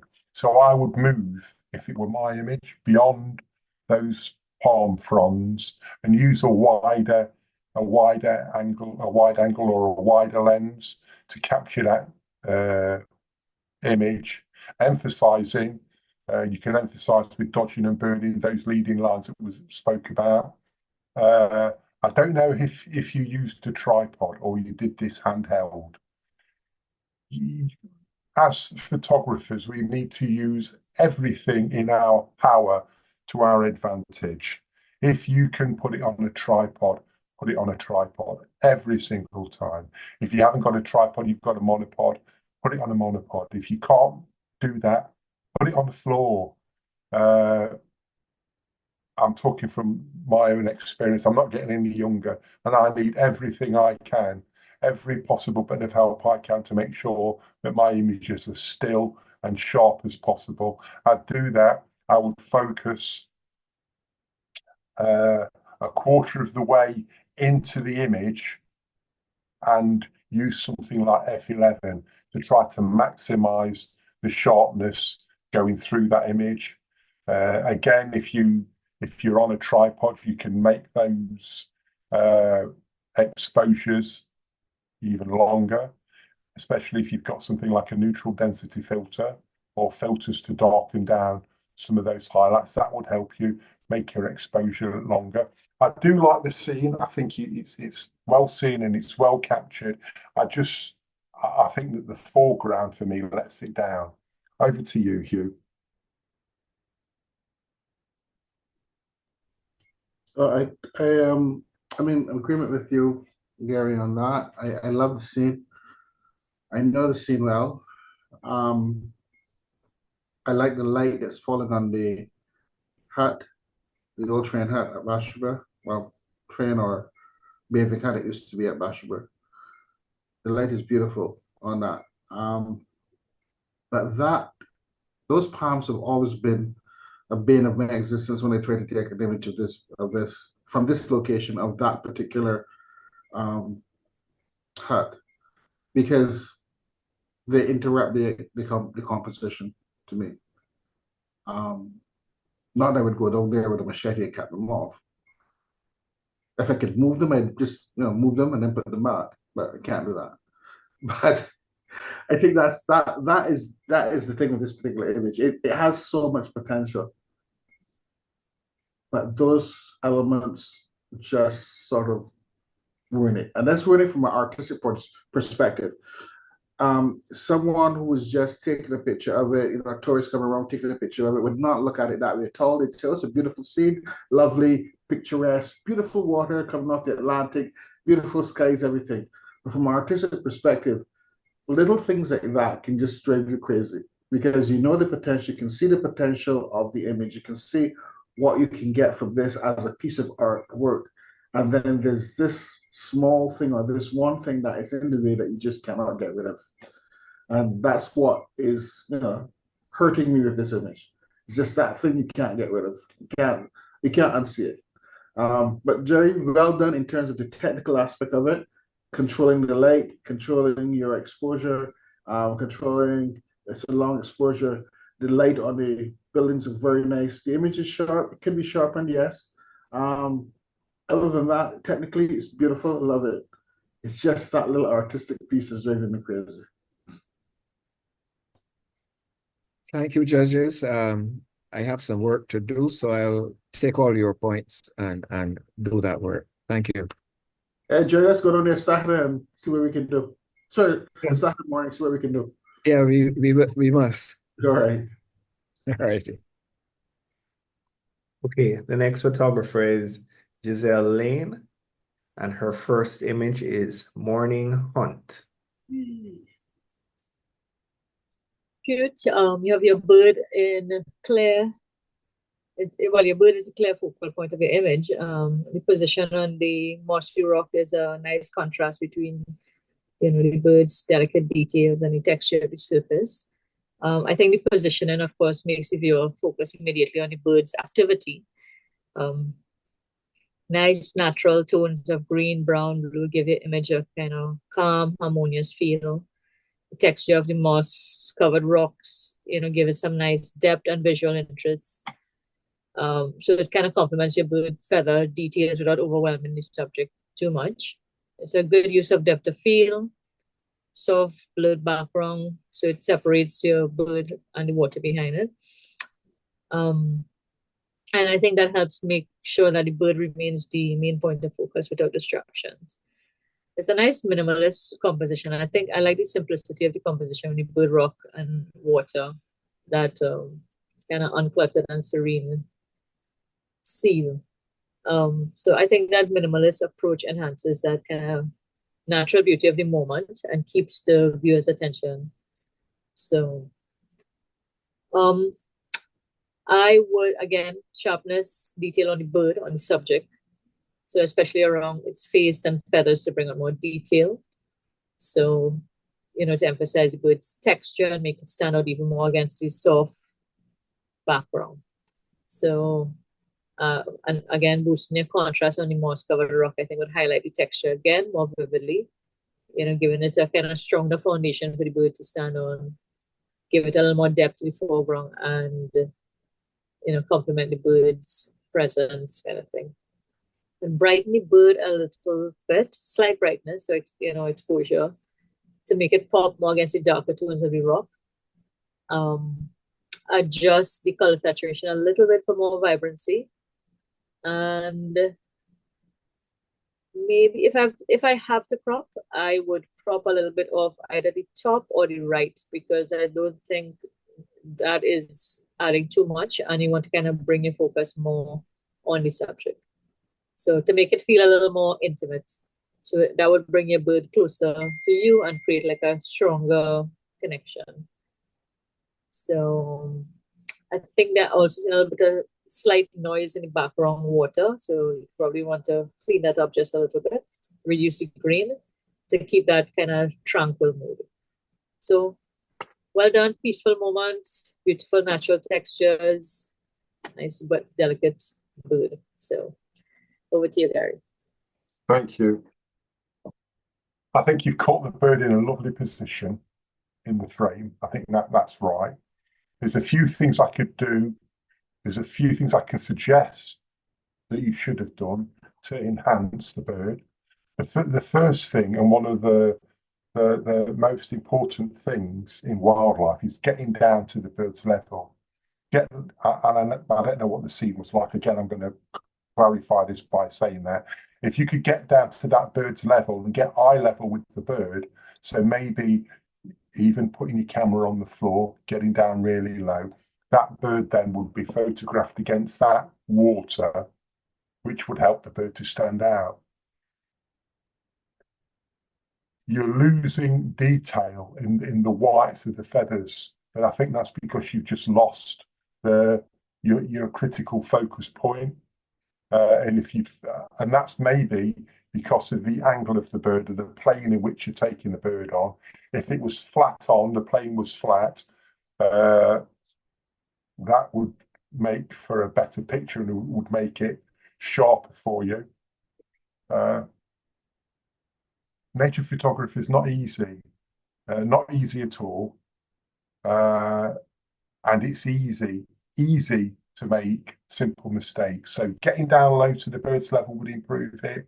Making sure you get the the sharpness on the bird's eye, and again, using something like F8 would help you to get as much of that bird in sharpness as possible. It's a nice bird. If you're going to present the picture like this, I'd crop it off at the very first pool, at the bottom of the first pool, and crop it off just above where the highest part of the land is on your right-hand side. I'd get rid of all that water because it's not adding to your picture, and neither is the foreground. And I kind of letterbox that picture and have that as my presentation, if you're going to keep it in this, with this image. Anyway, over to you, Hugh. Thank you. Giselle, well done. I would only do, well, based on what Gary and Nisha have mentioned, there are only a couple of things I would do. I would suggest, I should say. One, I like vignette, just to darken the corners and the edges of the image a bit. Two, Nisha did mention bumping up the greens. I think this brings those greens up a bit for a little bit of contrast, a little bit of pop of color.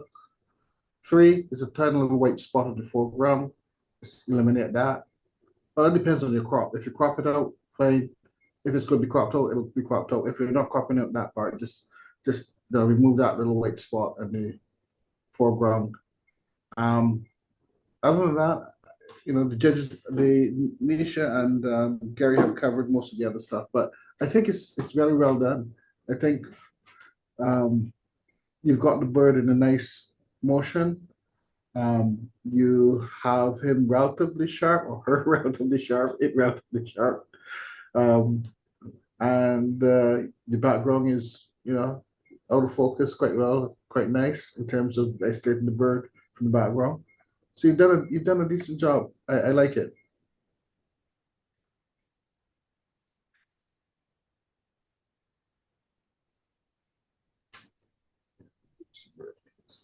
Right, so we have an image of an egret and a smaller bird. In a nice vibrant setting. You have crashing waves in the background, adding a dynamic element to the image, bringing some energy and contrast to what seems like a peaceful, slow-moving, scene happening before you. The exposure on the egret looks good. White birds are very challenging to capture without blowing out the highlights. So there are some details in the feathers here. It's an interesting composition with the second bird, so it makes it a little more engaging. Because it's like an impression of a morning habitat shared by different species. So it has a layer of storytelling. Natural color palette and texture, your greens and blues. So I would increase the sharpness again on the egret, and I would reduce the brightness in the water for sure, because I think the bright highlights in the waves can be slightly toned down to prevent them from competing with the white egret, but for the attention. So reducing those highlights, I think, would keep the focus more on egret without losing the sense of movement in the water. For it to be more story-like, I definitely think a tighter crop would work around the birds to reduce some of that empty space and bring more focus to the interaction between the two birds. And maybe also tone down the highlights on the smaller bird just a little bit to just make it look, make you get more details from it, I should say.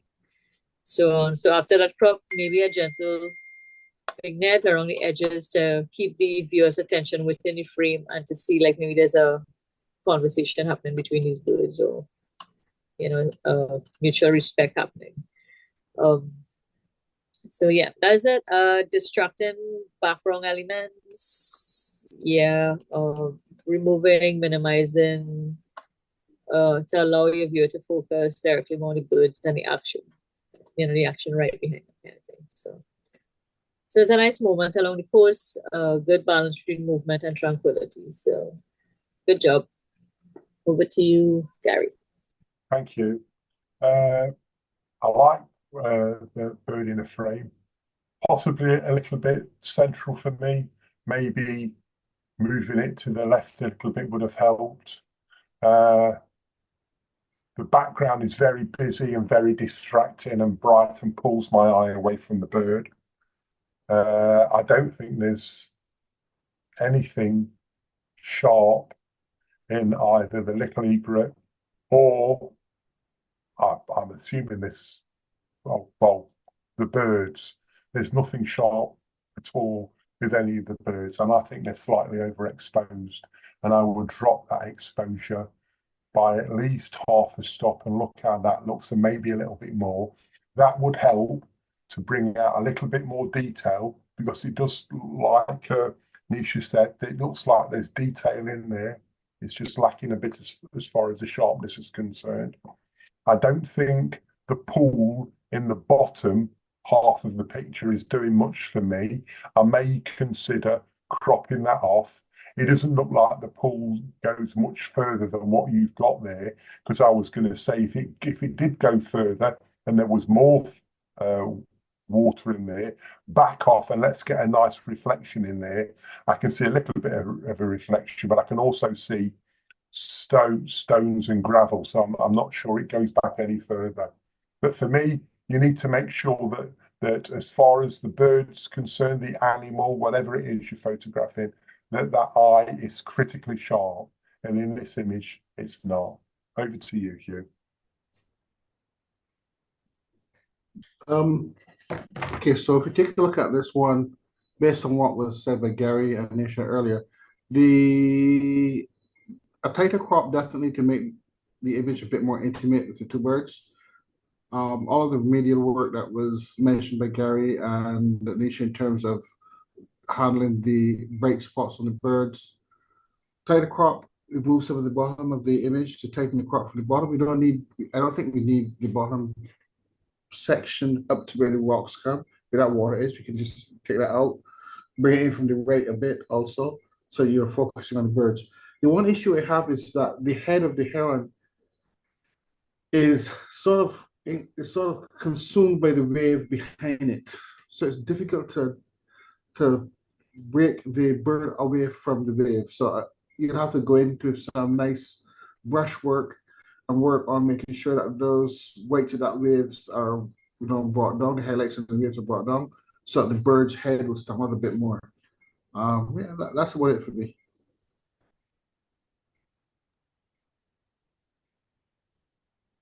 Hi guys, thank you so much. I'm talking through Ron's thing, but thank you again for the feedback. I'm gonna go back at this again because this is the first time I'm really tackling wildlife. So it's something of my interest, but I am going to do a lot more work. So thank you again. You're welcome.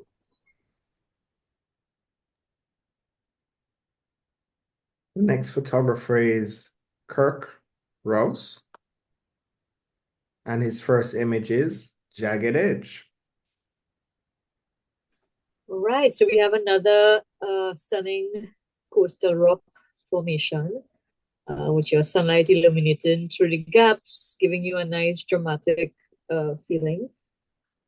Flowing water in the foreground adds some movement, and your bright skies give it a nice, fresh, uplifting atmosphere. So I like the rock formation position slightly off center. It leads your viewer's eyes from the rock through the water flow in the foreground. And the diagonal lines created by the flowing water gives you some movement and guides the viewer through the scene effectively. It's a nice use of light and the sunburst effect. So the sunlight piercing through the rock gives this nice soft glow is nice. The water flow with long exposure is well done and gives it a nice dreamlike effect. You have vibrant colors, you have rich textures, all of those things are working. I would reduce the brightness in the upper sky, so that is quite bright and can draw the attention away from the rock formation and your foreground water that is so nice.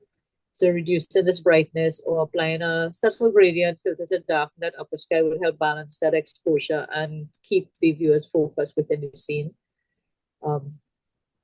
And I would slightly enhance the contrast in your rock formation. So to make its rugged appearance, make it stand out a little more against your bright sky. So that would add some definition to the texture and make it like a stronger focal point.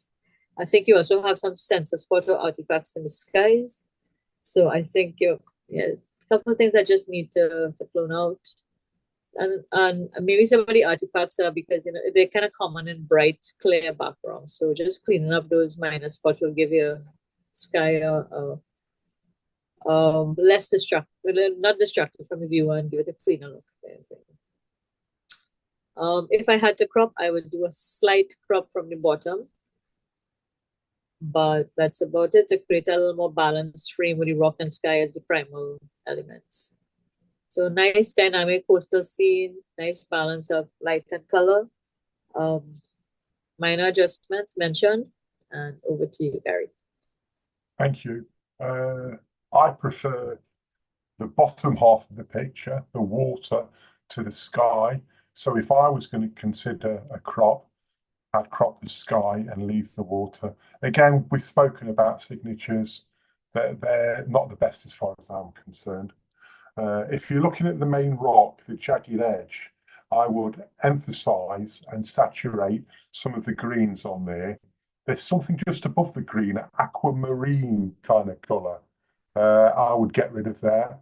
It's not in keeping with the rest of the image. I'm not a great big fan of the light coming through the two rocks. I think that's what's causing the lack of contrast.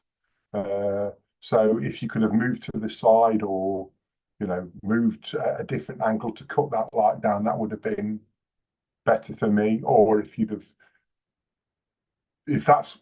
can't move anywhere and you have to do something about that, well then go to something like F22 and have a natural starburst coming through there. I think that would have been my choice of light coming through there. If you've got that starburst coming through there. Again, a little bit of dodging and burning where the rocks are really bright, increasing the shadow details where the rocks are really dark. I think that would help your image overall. Thank you, Hugh. It's over to you. Can I just say, you, before you came in, sorry, the last person, Gazelle, I think her name was. Gazelle, if you want to have a look at my website and contact me about wildlife photography, I'll be happy to help you as much as I could. All right, she'll do that. Yes, Kirk, are you online? Are you with us? Hi, Hugh. Hey, Kirk. Question, how many exposures? 2. 2? Yeah. One for the highlights, one for the shadows.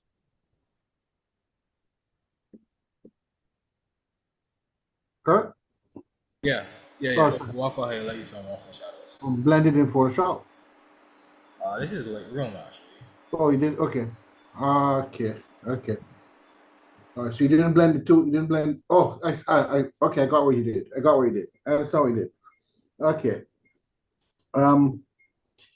Yeah, I agree with what Gary was saying in terms of the bright spot just by the middle of the rock. Yeah, it's really, maybe you could go on for a sunburst with that one there. I love the water. I love the move of the water. I love everything around that. It's just to control that slightly, and it would have been a lot better. It's sharp. Everything is nice and sharp, in focus. On my screen, when I look at it on my cell phone, because I'm looking at it when I look at the cell phone, the blues in the sky, I would have probably just darkened just slightly. It looks different on my cell phone than it looks here, but anyway, I have to see the original image. But yeah, just that aspect, Kurt, in terms of controlling that bright spot right between the two rocks. Yeah, that's about it.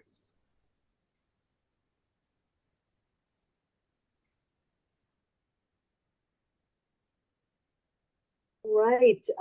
I like this dramatic cloud. Dramatic, I guess, cloud for the sky. So I think the monochrome choice enhances your textures and gives you a nice, timeless, moody atmosphere. So like I said again, the cloud is impressive, strong presence, gives you some drama and depth, and their fluffy, layered structure, kind of balances with your rocky foreground. So I think it's a really good use of black and white treatment that enhances your contrast and texture, both the rocks and the clouds. And it brings out the details in both kind of things. So balance composition, I would say good exposure balance as well. And so good exposure balance. I would increase the mid-tone contrast to give it a little more depth. I think that would enhance the separation between the elements, making the clouds appear more three-dimensional and the rocks more textured. You could darken the water for drama. That's just a personal preference to help the rocks stand out a little bit more, and that would emphasize, like the depth between the rocks and the ocean kind of thing, and that would further draw attention to the subject of the rocks and give it a moody quality. So, a panoramic crop could work here as well for me. A bit from the top and bottom to give it a more panoramic effect, given the focusing the viewer's attention on the rocks and clouds without so much as the surrounding water. I think that would give it a kind of expansive feeling. So, dodging and burning in the sky just a little bit. You have a few little areas that could benefit from that and enhance the sky's three-dimensional quality a little bit. So, nice black and white seascape. Over to you, Gary. Thank you. I agree with everything that Nisha said, just about. I would definitely control the light coming in from the right-hand side. I think that's very, very bright. And if you could get the colour tones balanced, so the whites on the right-hand side are the same as the ones on the left-hand side, I think that would help. You've got to, I don't think I would crop. That's the first thing. But what I would do, I would darken the sky, maybe by giving a vignette around all the image, darkening, and that would also help darkening the right-hand side. Like I said, darken the bottom, darken the top, so that our eyes are focused on those rocks, which is where I'm assuming you want our eyes to be focused. If you have a look, there's two banks of clouds. So you've got the big clouds at the top, and you've got some small clouds on the bottom. If you go to the right to the left-hand side and look at the second cloud in, it looks like it's got a black spot in the middle. I would get rid of that because that's been annoying me all the way through what Nisha was saying. So I would get rid of that and fill it with white.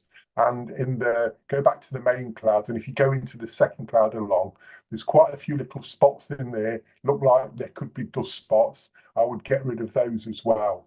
And it's just this little bits of attention to detail which can turn a good picture into an excellent picture. I would definitely do some dodging and burning on the rocks. Again, I would darken some areas and lighten others. If you look right in the middle of the rock, you've got an area there that is really dark. I'd try to bring out a little bit of the texture in the rock there, but not too much, because like Hugh rightly said, shadows are our friend, and especially in a monochrome image, shadows are not just our friend, they're our savior. They're the savior of the image. So a little bit of dodging and burning, increasing shadows where they should be. If you look from the right-hand side and come in, you've got those two pieces of rock. You've got one rock there with a really bright side, which is good. I would darken down the rock that's just behind that to make it darker, but keeping that detail in the rock, just to give it that form, that shape, and that texture that we're looking for in a monochrome image. Anyway, that's me done. Over to Hugh. Hey, Gary. It's interesting you notice those two spots. I didn't notice them before until you mentioned them, and now I cannot unsee. Can't take my eyes off them once I notice them. I can't unsee them now that you mentioned them. Kurt, I love the visual balance of the image. I think visually balanced is really well visually balanced. You've got your heavy bottom section, the image of the rocks, the waves, the movement, and then you've got the cloud at the top, which is a very dominating cloud. So it balances the images quite well from that perspective. Now, one of the things I find, there are two options with this one. One of the things I find that when you're shooting seascape images like this, one or two things. You're either going to be going for huge crashing waves creating drama, or you're going to go for smoothing out the water slightly to remove the effect of the water on the how you see the image. Let me explain myself. Because you've got quite a few rocks here, quite a few, let's say, sea stacks here. Then you've got all the speckled white of the water. It becomes very busy. Shoot this with an exposure of 1/50th of a second using whatever aperture, shutter speed, sorry, aperture ISO would give you that 1/15th to 1/20th of a second, just to slow that water down a bit. We're not going to smooth it out. We don't want to smooth the water out totally into the glassy type. You want to slow it down just slightly so that those waves are not as prominent in terms of dragging your eye in the bottom section because it becomes very busy. That's one option. Second option, if you're not going to do that, is totally relight the image in Lightroom. And by that, I mean drag your exposure down about 2 or 3 stops and then start from there and come back up with your dodge and burn brush, where you're now going to be just highlighting those areas where there are light and rock, shadows, etc. And you're going to bring those up and make the eye focus on that beautiful shadows and lights and light hitting across the rocks. Two options for this image. Leaving it like this with just the standard black and white conversion. It's well balanced, but it's not a portfolio piece. You want to take it to portfolio piece, you either got to decide, go back, shoot this again, let's go for a longer exposure, 1/15, 1/5 second to smooth the water down. Then let's do some work in terms of, adding the vignette, working on the darkening and dodging certain areas. Or let's take it as it is and relight it totally by dropping that exposure by 2 or 3 stops. So it becomes very, very dark. And then starting from there, coming back up with your brushes, coming back up with your exposure slightly until you now get a dramatic black and white landscape, seascape. That's it for me. Thanks a lot for the feedback.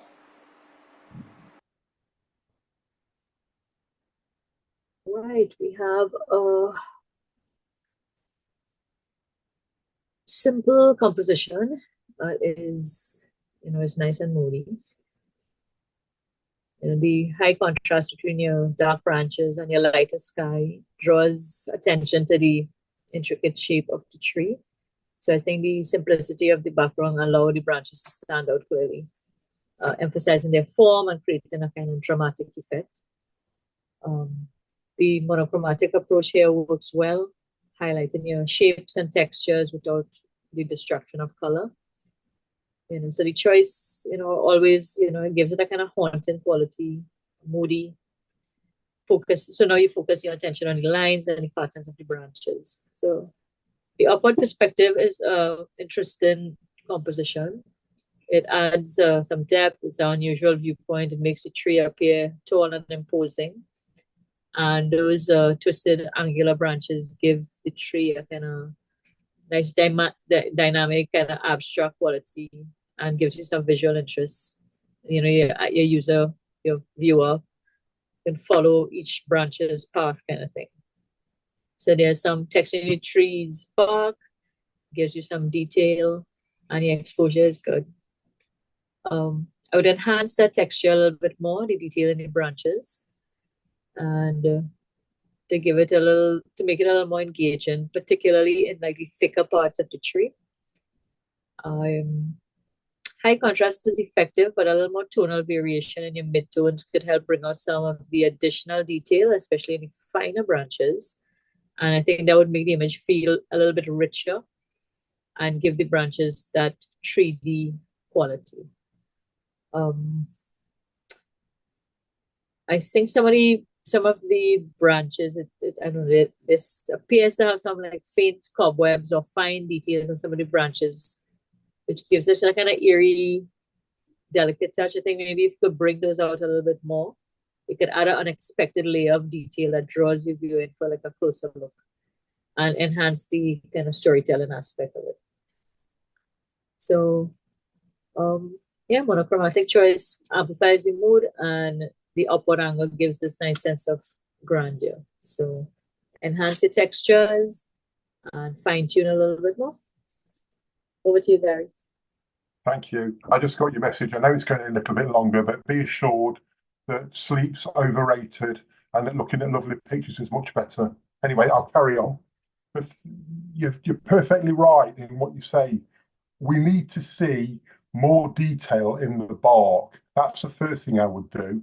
I would bring out that detail because that would add to your image. It would add visual interest to your image. And it would help with these leading lines going up.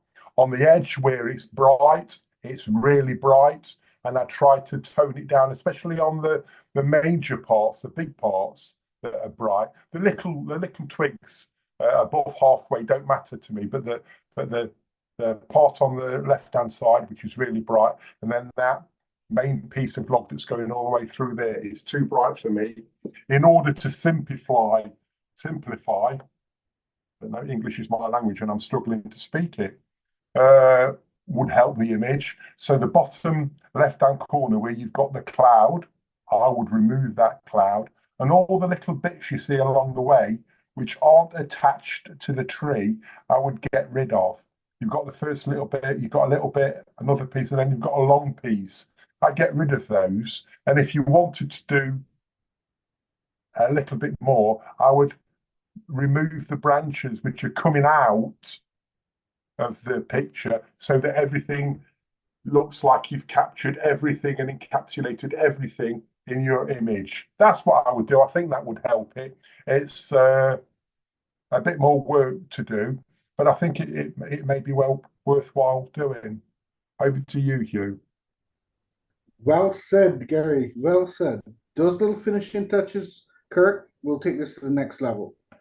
Gary indicated, get those cloud, those branches at the bottom which are attached to the tree. Some of the branches that are touching the border control, you're either going to keep them or you're going to remove the aspect that's touching the border. All right? So you have encompassed in the frame everything you want to see of that tree. You don't want anything in this particular image really touching the edge of the frame very much. You want it all encapsulated within the frame. So those little things will take a little time to perfect them and get them done the way you want to. That you won't show any artifacts or whatever. But the tools in Photoshop or Lightroom now, in terms of the AI tools, the healing tools, are very good. That can get a lot of this done quite easily. But yeah, those suggestions, both by Nisha and Gary, will take it to the next level. I love the composition. I love the light falling in the various aspects of the tree, which is very dramatic. Your perspective is very interesting in terms of you're looking up at it and you can see everything rising to the heavens. You call it Skeleton Keys, which is quite interesting title. And I can see why you do that. But I truly like it. I think just focusing on, it's repeating theme of mine, focusing on the finishing elements, focusing on those elements that will take it to the next level. It's good, but you have to focus very carefully on those things. Your border control is extremely important.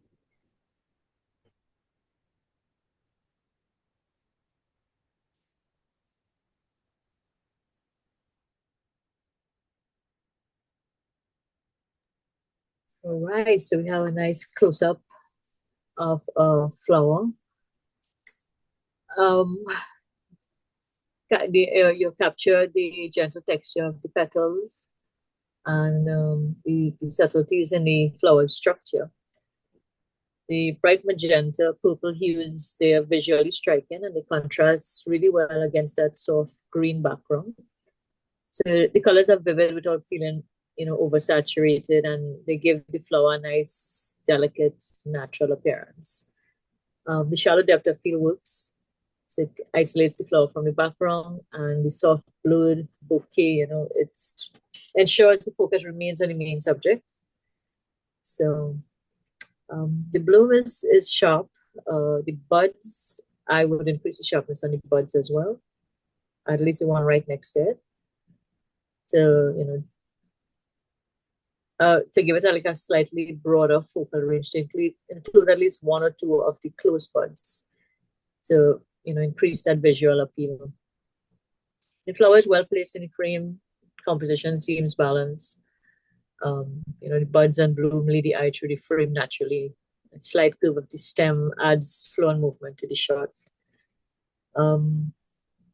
The lighting is soft, it complements the flower, but experimenting, I think, with a little more directional light, might add some shadows that could enhance your texture and depth and give the image that more three-dimensional feel. You want to feel those, around the curved petals and buds area. So I think also a slight increase in contrast will help make those flower details stand out a little bit more, particularly in the veins of the petals and the texture of the buds, and give the image a little more punch without losing that soft, natural feel. So, nice composed, well executed, minor tweaks. Over to you, Gary. Thank you. Mark Lee, the first thing that I would do is, let's start off. You've got some beautiful colours here, and it's nice and sharp where it's supposed to be. There's some elements in the background which are slightly distracting, and I would work on those elements, try to control those. If it were me, and again, I'm going to use one of Hugh's words, it's going to now become one of my favourite phrases when I'm judging, border control. What I would do with this is I would put your picture higher in the frame, because you've got two buds which are cut off. Either leave them out or leave them in, because if you cut them off in the middle, to me, it looks like you've made a mistake, and some judges may pick that out as being a mistake. If you look along that bottom line, just to the right-hand side of the bud, the last bud, you can see what looks like a little Y shape. I would get rid of that, because again, it's annoying. I'd get rid of it. How you could get rid of some of the highlights is if you I don't know what I'm talking about, Photoshop now. You get yourself a blank layer, you get the color picker tool, you pick one of the neutral greens, and you spray over just with a paintbrush at low opacity green over some of those white spots. Make sure you use a green that's near to the white, so it doesn't look silly. I'd do that, and that would get rid of some of the brightest of the bright spots in there, and it would also lighten up some of the darkest spots in there. I'd try doing that, but get rid of the black Y, lift your image so you've got the buds, all the buds in there, and I think the square or squarish format's really good. The thing that really appeals to me is that you've got every life stage, almost every stage of life of this plant. You've got the buds that are closed, then you've got ones that are partially open, then a little bit more, then a little bit more, then the full bloom. All you need on there now is the dying sea head, and you would have had perfection as far as me. So well done for that. It's a really, really good effort. The colours are lovely. Nice one. Over to you. Yeah, agree again. In terms of toning down those greens a bit in the background to make the image, your subjects, your hero stand out a lot more. And as Gary indicated, the full life cycle of the plant is shown here, and that's a beautiful story in itself. You've got a story there of a full life cycle of a plant, from your buds to your smaller buds to your partial, then your larger opening, and then to your full flower there. And if only thing that I would do, and I tend to like to just keep what I need to have in the frame and to remove everything else that I don't think I need. And I think that the top, you've got a square crop, which is really nice. I love the square crop. I think you can lose a little bit at the top. Not a huge amount, maybe just a little bit at the top could come in, which will probably bring in a little bit on the right-hand side also. But I think that would, just tighten it a little bit. I may not need it, but just my opinion. But other than that, it's well done. Oh yeah, and Nisha did mention, and Gary did mention also. Yeah, dodge and burn brush. We're going to burn this time. So we're going to burn so that we enhance the three-dimensionality of the bud that's actually open. Again, around the edges of that bud, we've got the shadows. You want to, darken those shadows just slightly to enhance that curve. In where you've got the small green going into the 3 pounds of white in the petal. In that area, just a slight brushing again to give you that depth. And at the top, where the top of the bud again is open, just a slight brushing of your burn tool just to add more three-dimensionality and more depth to that aspect of it. And you can do it in a few other places too, around some of the shadows with the smaller buds, etc. If you wanted to play with it. You can take some time and just play with those things and see if you like them. Put it on a different layer in Photoshop. Try them out. Or in Lightroom, if you're using Lightroom, you can always try them out and remove them in your different layer masks. But yeah, just try those to see how you like it in terms of creating more three-dimensionality. But in terms of a capture, it's well done.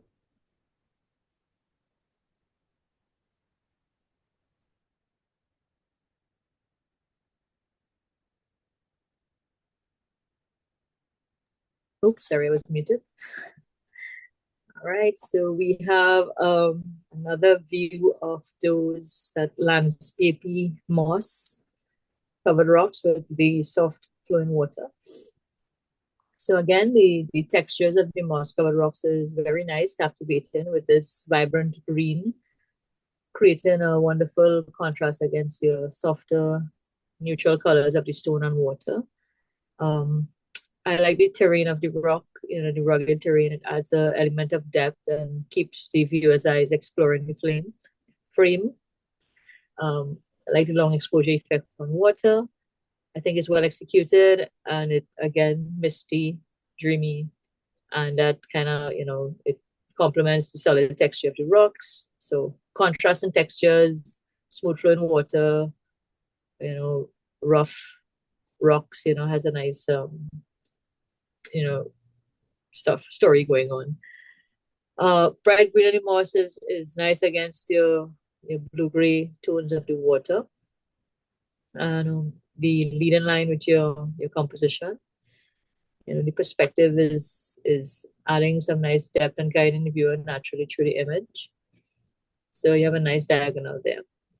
I would adjust the highlights in the water. Water in the upper left corner there appears a bit bright. I think it might draw a little bit too much attention away from the textured rocks. So slightly reducing the highlights in the water could balance your exposure a little bit more. I would also enhance the texture and contrast on the rocks, contrast clarity on the rocks to make their textures stand out even more. And to emphasize the roughness of the rocks and make the separation between the solid and fluid elements more pronounced. I would increase the vibrancy in the moss. So while the green color is already eye-catching, maybe a subtle boost in the vibrancy could make it pop a little bit more. And I think that would deepen the richness of the green, giving the scene like a little more life without overpowering its natural look. If I was shooting this, I would probably go at a little lower angle, closer viewpoint. The perspective here is nice, but experimenting with a slightly lower angle, getting closer to the rocks, I think could add a little more drama and emphasize the depth of the terrain. So I think it would give the rocks a little more, accentuate the contrast between the foreground and background a little bit more. So over to you, Gary. Yeah, I didn't think about that, but you're perfectly right in what you say. If you get down lower, then the stuff that I was going to talk about would naturally happen, and that's getting a bit more form and detail in those rocks. By getting down lower, you'd see more of them, you'd get more of that detail. Again, shadows are we've already discussed that shadows are our friends. On the rocks on the right-hand side, I would again the ones that are naturally in shadow, and the first couple that you can see a nice shadow, and deep in the shadow of the rock that's just up from that, darker, and then go back and darken them down just to add that little bit of contrast. Again, at the top part of the image looks really bright. You can either do the work and darken that down, or maybe even a crop would solve the problem for you. But I do like the shapes and I do like the details. And again, it looks like a cliff edge coming off the mountains onto a cliff edge with the little lakes and locks at the bottom. So it all kind of works well for me. Saturate the greens a little bit, boost the sharpness, and I think you're going to improve your image. Over to you, Hugh. No, this one, similar to Antonio's treatment, it's different, obviously. It's a different perspective than Antonio's, but it's very similar in certain ways. This one, Nisha and Gary haven't covered those aspects of it. I'm looking at it and I'm seeing an image within an image. So there are, when we capture the image, there's something we see at the beginning. We see that very first thing, we frame it, we take it, and we move away with it. And then sometimes when we get back home, when we load it into whatever program we're using, and we are observant, we can see other things or other images within that particular frame that we took. And somehow within this particular frame, I'm seeing other frames. I'm seeing other things that could be interesting out of this particular frame.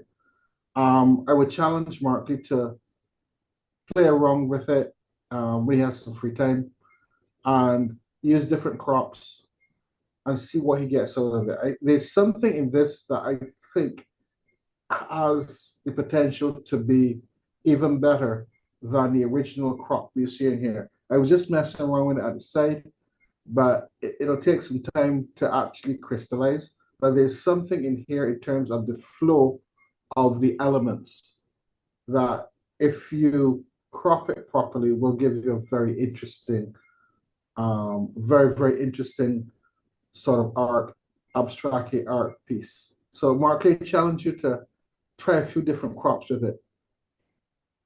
Some of them may exclude the water, or you include just a little piece of the water and focus on the brown and the green on the right-hand side.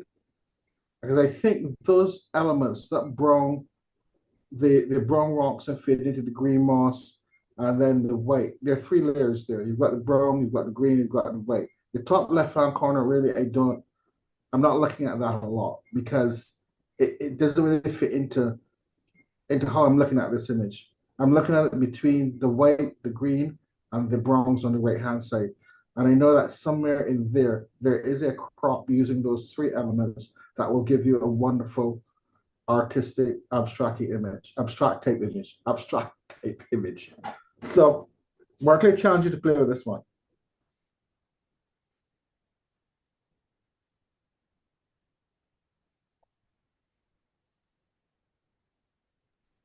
All right. We have a bird from another angle. The lighting is nice on it. It's natural tones. Gentle. There's a shadow on the rock that adds depth to the scene. Bird is slightly off center, so it gives us enough space in the frame, and you have some textures going on. I would increase the sharpness on the bird. Of course, darken your shadows a little bit. Drop the exposure. I would adjust the depth of field a bit. I think it'll create a stronger blur in the background. Will help further emphasize the bird and make it stand out a little bit more. Maybe even enhance the eye catch light. Normally you don't see a lot of bird pictures from this particular angle. You know, you always try to get them looking at you and all of that. But it's a nice picture for identifying purposes. I would refine the background elements a little bit. I think the background is well handled, but there's just a little section of water that's a bit bright and could potentially draw the viewer's eyes away from the bird. So maybe a subtle darkening of the brighter parts of the background, like maybe selective darkening or whatever, could help keep the viewer's attention on the subject. That is it from me. Over to you, Gary. Thank you. To me, the bird needs to be in profile. The head needs to be slightly turned towards us so that you can see the profile. Because for me now, the sharpest part of the bird is the side of the wings there. When I spoke to you before about this and to others, it should be the head. All the bright parts, from if you just go right from the eye, there's some really bright water there. I will darken that down dramatically. You've got nice detail in the feathers. It stands out against the rocks which it's standing on. I would do a bit of a crop as well. I'd take some off the bottom and take some off the top and darken down that right-hand side. Over to you, Hugh. So I'm going to be a bit more drastic. Birding profile is, as I said, is not normally the shot you get from a wildlife or you want from a wildlife image. You're normally either going to have those pictures, you know, where you're looking straight at the bird head on, everything is beautiful, everything is sharp and pristine. We've got them in motion, some type of motion, etc. This is more of a profile. And again, challenge to you, Markley. Drastic crop. Remove the back part of the bird, the feathers for the back. Come in with a very sharp, tight, square crop, or even, yeah, probably a square crop. Removing that part of the bird. Relight the image. Relight meaning I'm going to drop this about another spot or another exposure stop or 2 or 1.5 exposures. Then I'm going to bring it back up. I'm going to convert it to black and white also, because that white at the bird's neck is going to be interested. I'm going to use a dodge and burn brush, and I'm going to brush in certain areas to give this now more of a profile, artistic look. So what you have here is the beginning. What you could get is something very interesting by doing that. So my comment again is you're going to come straight in, very tight in on the bird. You're going to take off that back aspect of it. We're going to focus primarily on the curve of the bird going up to its head and its profile looking out like that. We're going to relight the image totally by dropping a couple of exposures. And then we're going to do some work on dodging and burning to highlight where you've got the shadows and the light falling on the bird. Yeah, that would look very interesting.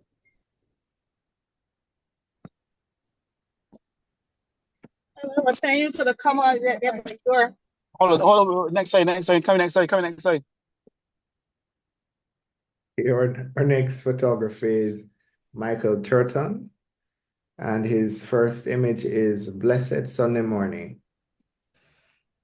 All right, so we have I like the lighting in this. It's a kind of warm, diffuse lighting, but kind of soft shadowing across the landscape. So it has a kind of painterly effect to me, like the sun filtering through the clouds, highlighting the church and its surrounding has a kind of reverent feel, especially with the rainbow as this kind of accent. So it's a very nice, moody atmosphere, peaceful yet dramatic. And it looks like, to me, reminiscent of like early morning or late afternoon, right after a rain shower or so. So the composition is nice with the palm trees on both sides of the church. It creates this kind of natural vignette and guides the viewer's eyes towards the central subject. There's a leading line from the road, helps direct their attention to the church, makes it a nice focal point. The inclusion of the rainbow is a nice detail, adds a nice sense of wonder to the image. So it's the earthy, muted tones, like I said before, nice mood, and I like the tones. I would brighten the shadows a bit, slightly. The trees in the foreground are very dark, so it makes the left and right feel a bit heavy. So I would lift those shadows just a little bit, or maybe even crop the right side a bit, just to help reveal, to go further into the scene, kind of thing. You can use that that road as a guide, but you don't have to take off you don't have to go exactly to the road when you're cropping. You could just still keep it as your leading line, kind of thing. Reducing the clutter of power lines is always a personal choice. Sometimes it adds to the story, sometimes it doesn't. If in this case it doesn't, I think removing it would be good. I would also increase the contrast on the road itself, because it's like your main leading line. So it's a nice image. I like the tonality of it. Over to you, Gary. Thank you. This must be St. Aidan's Church, the one that was photographed earlier. And Hugh made the comment about the walls had a pink tone. Oh, here's your pink tone. So nice one for spotting that. I love everything that you said about it, Nisha. You're perfectly right. Some things that I would do that you didn't mention, I'd maybe brighten up some of the pools in the road leading you down and acting as a leading line up to the church. I think the church in the middle is very bright and it draws your eye in naturally. So that's okay as far as I'm concerned. I think that the sky looks threatening and thundering, which is really good. Yeah, so I like a lot about it. Everything that you said about brightening the shadows up, I would do as well. There seems to be, I know there's not, it's just unfortunate the way that the clouds have fallen. So on your right-hand side, the leaves on the palm tree look like they've got a bit of a halo. I may use my dodge and burn tool and just darken down the highlights on that. Then you're not going to get anybody mentioning that in the future. But I do like that in the middle, the light parts in the sky help those palm trees to stand out. For me, I would have stepped back a little bit and remembered about the border control and got those leaves at the top of those palm trees in, either by lifting your camera or stepping back a little bit. Over to you, Hugh. I think you guys have captured everything. I agree with Nisha's comment on bringing in the right hand side a little bit, because the view on the right hand side is quite interesting actually, in terms of you've got the sea and the cliffs and things, etc. So you look out there and you kind of get, you kind of look into it, and it's quite interesting. And then you forget the left hand side. So yeah, bringing the right hand side a little bit and that will probably deal with that halo you talked about, Gary. If you bring that right hand side a little bit. Yeah, that's it. Everything else that was mentioned by Nisha and Gary, I fully agree with. I would just take the right hand side a bit.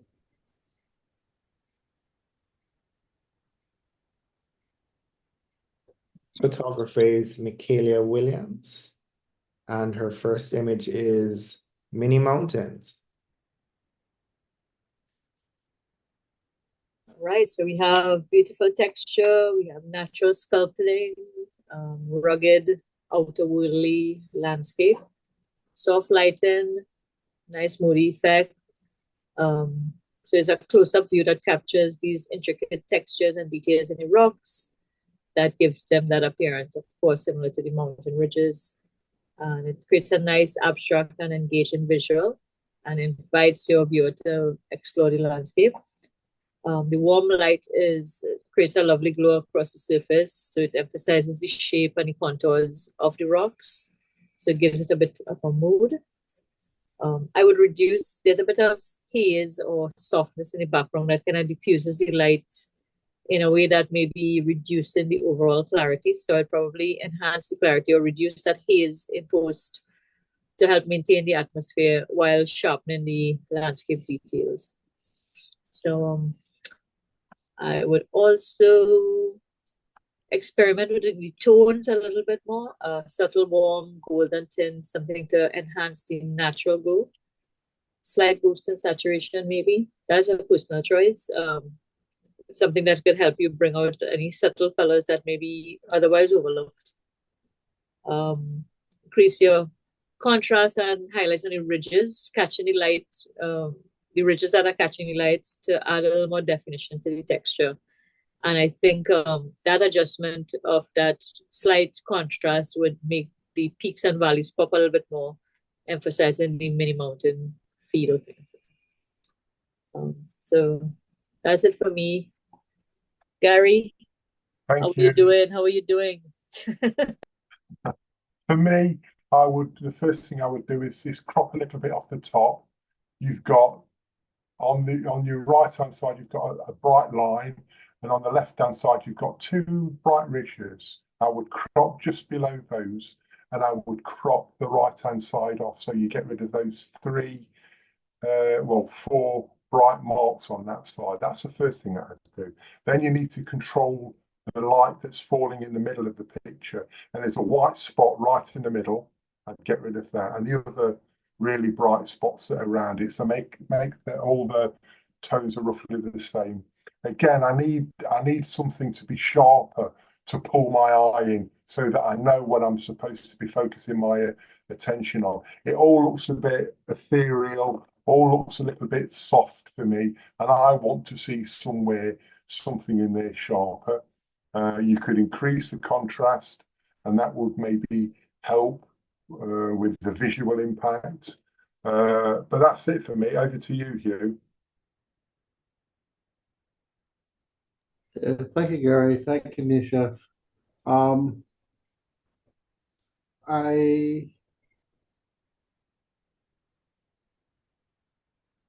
trying to find the hero in this one.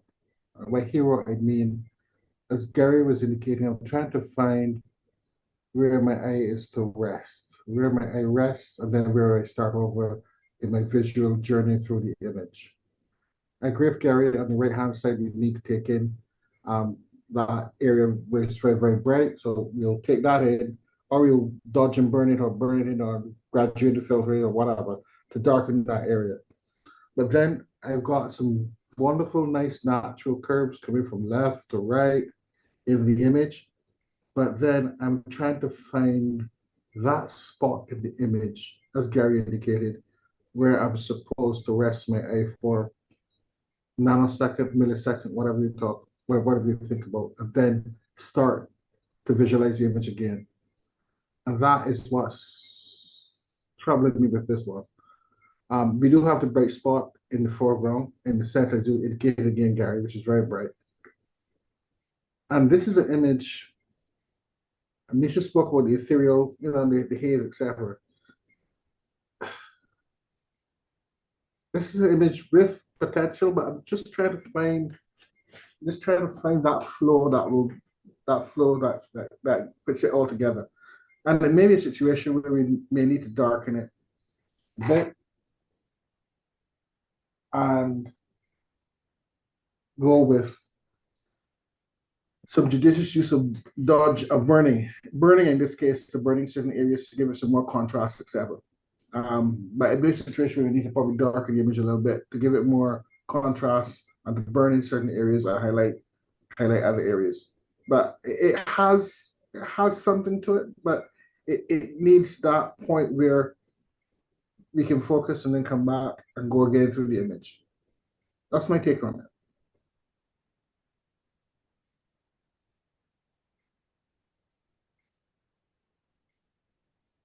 Our next photographer is Ron Lane, and the first image is Reflections. I like this image. I think it has a nice, striking mood. You're getting a lot of texture. You're getting atmosphere. I think it's dramatic. You have the rock formations highlighted, the water and the sky. It's an intriguing composition, I think, with the large rock on the left side, creating this kind of visual anchor, and the reflections of the cloud and the still water adding some depth and interest to the scene, giving it this kind of serene quality. I like the rough texture of the rock, how it's contrasting with the smooth, reflective water surface, giving it some complexity. And I think that contrast, helps draw the viewer's eye around the scene. So the sky is nice and atmospheric. So what I would do is I'd probably enhance the contrast for depth a little bit more, especially in the mid-tones. And I think that would add a little more depth to the scene. Maybe some clarity to the reflections, and a little bit of the foreground appears a little bit dark. So I think sometimes we could make it hard to discern the details in this. So maybe lifting the shadows a little bit in the foreground to bring out more of those subtle textures without taking away from the overall mood. And that's my contribution. Over to you, Gary. Thank you. I love the rock on the left-hand side and then the reflection. I think that's really nice, and that's the hero in the picture. Like the sky, I would increase the whites in the sky, make that sky a little bit brighter. I would. But the thing that I would do first of all is try to lift those shadows. You've got a few rocks in the center of the picture which are really dark. And I think if you could lift the shadows in there so we could see some detail, some texture, some form, that would help the image. Similar with the back, with the bottom bit, but if you don't want to do that work, then I'd have no issue with you cropping out that bottom part of the image. I think that would help the image. Square it up again. We've mentioned square crops before. I think squaring it up would make it more dynamic, would give that rock a bit more presence in the picture, so to speak. The waves on the headland are just a little bit too bright for me, and I may want to tone those down. So you have got a bit of work to do on the image, but I think it'll be worth it. If you look at the cloud on the left-hand side, look at right at the top of the cloud, there's like a white patch. Make your clouds all that colour, and I think that would help enhance the picture. Both the clouds, that is. That would enhance your picture slightly, and then maybe put a vignette on it just to channel your eye into the center of the picture. Over to you, Hugh. Agreed. Whites, the whites in the clouds. So you got to pull out your dodge and burn brush. We've been speaking a lot about dodge and burn brushes this evening, but you got to pull it out. You got to take out your dodge and burn brush with this one. You got to touch those whites in the clouds, a very slight touch in the clouds to give that white a little bit more pop.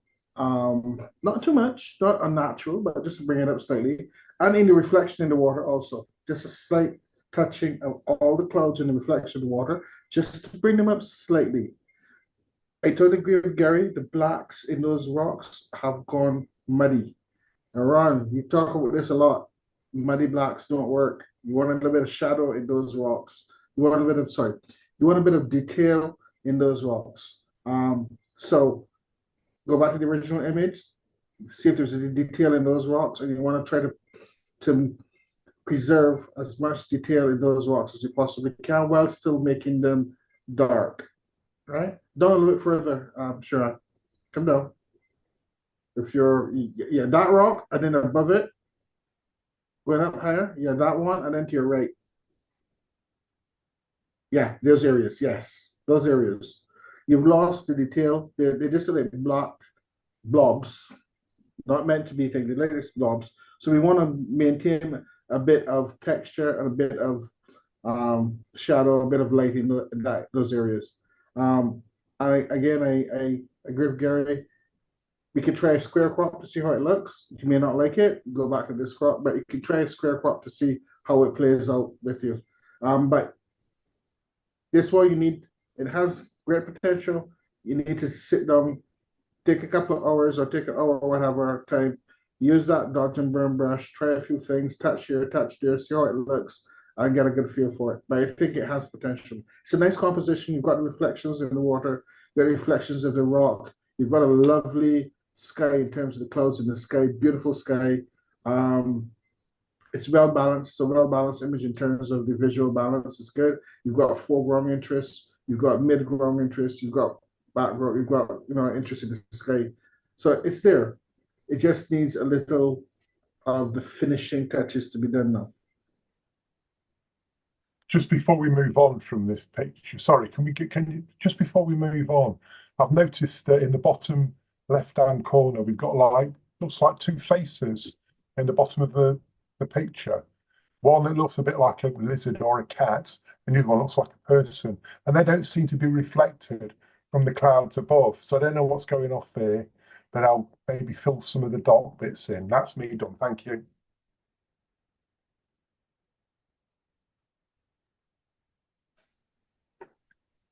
All right, so we have a scene here where the rock formations on either side act as a frame, drawing your viewer's eyes toward the center of the image, emphasizing the waves, water beyond. So it creates a natural vignette, focusing attention to the ocean beyond the arch, which is engaging. It's quite dramatic, the framing. So the choice of black and white here, I think, is good. It emphasizes the textures in both the rocks and waters. The rough texture of the rocks contrasting nicely with the smoother reflection and ripples in the water, adding some depth and interest. Dark shadow rocks contrasting sharply with the lighter water area in the middle ground, helping to define the shape of the arch. So I also think that is dramatic, as well as it feels almost abstract and moody. Again, I feel like it's missing some of that mid-tone.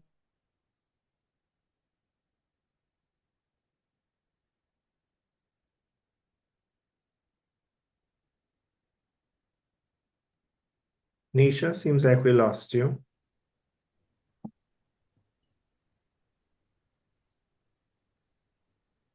We seem to have lost her. I don't know if she may be having some internet issue. Yeah. Gary, you want to just jump in? Yeah, I will message her and see what's going on. Okay, I'll jump in for now. I like the way that you framed the image with the rocks above. Now you've got a decision to make, and I think you need to make the decision. Are the rocks above meant to be silhouetted? If they are, darken them down. If they're not, then brighten them up. Because we're kind of like a halfway house, and the halfway house doesn't work for me. Coming down to the bottom, it's naturally dark. I would crop off at the bottom and crop off the light patches at the bottom so that it is dark, and then your eyes are naturally drawn and focused on the area in the middle. The area in the middle, I would underexpose and try to rework it, brightening up with your dodge and burn tool the places that need to be bright and darkening down the ones that don't. For me, currently, that area is much too bright, and because of the brightness in that area, you're losing a lot of detail in the areas where I believe and I would hope that there would be detail. Over to you, Hugh. Yeah, sorry about that. It was muted. Not much more to add. Gary, you usually hit out of the ballpark, or cricket pitch, I should say. Yeah, not much to add. In terms of that patch in the middle, which you quite rightly suggested needs to be toned down. Yeah, because it draws your eye right there and you stop. It pulls your eye right to that and you stop, and you don't engage with the rest of the image as much as you should. I agree in terms of if you want to have it, silhouetted, or the rocks above it in silhouette or full disclosure. Well, you're going to make that decision. But the overriding thing is that patch in the middle needs to be controlled. It probably was a very tricky exposure for Ron to do. Knowing the time of day that it was done and where it was done, it's a tricky exposure. And again, this is where Ron, 2 exposures. Again, you shoot one for the highlights, one for the shadows, then you do some work to bring them together. All right? Whenever you get these tricky situations, don't always rely on your camera's dynamic range. Because even in circumstances like that, even if cameras have very high dynamic range, you can still get into trouble. So shoot one for the highlights, shoot one for the shadows, and then you can determine when you get into your post-processing software what you want to do. Sometimes the one for the shadows may actually turn out to be quite good. You may not need to do anything, but you need to control the highlights right in that area. I think it has a lot of potential, but that area needs to be controlled.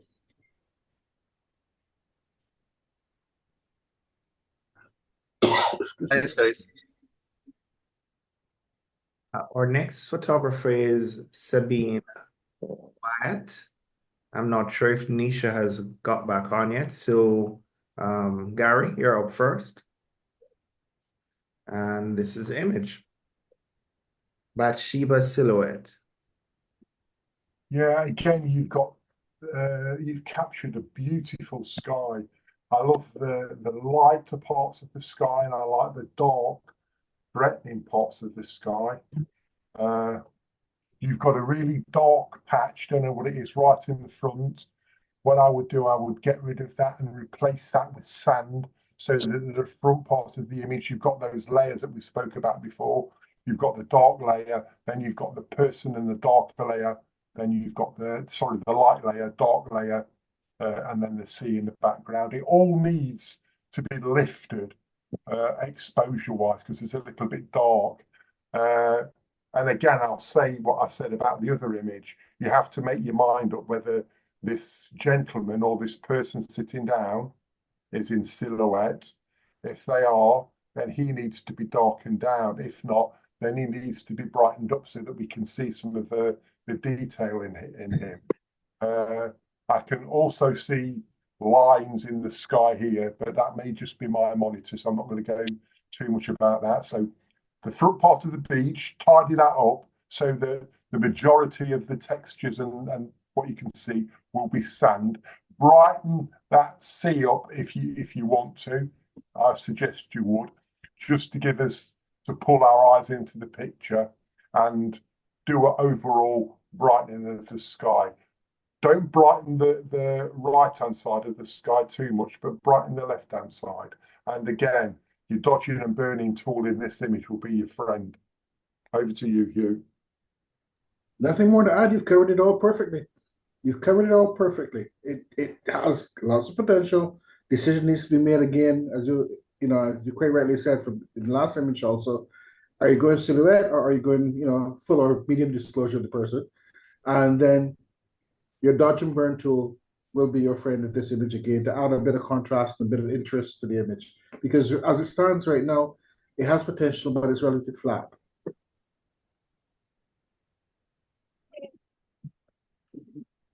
There are no lines in the original image. I think that's just how Zoom is transmitting the image, because I'm seeing it on both monitors, and the original image doesn't have that streaking.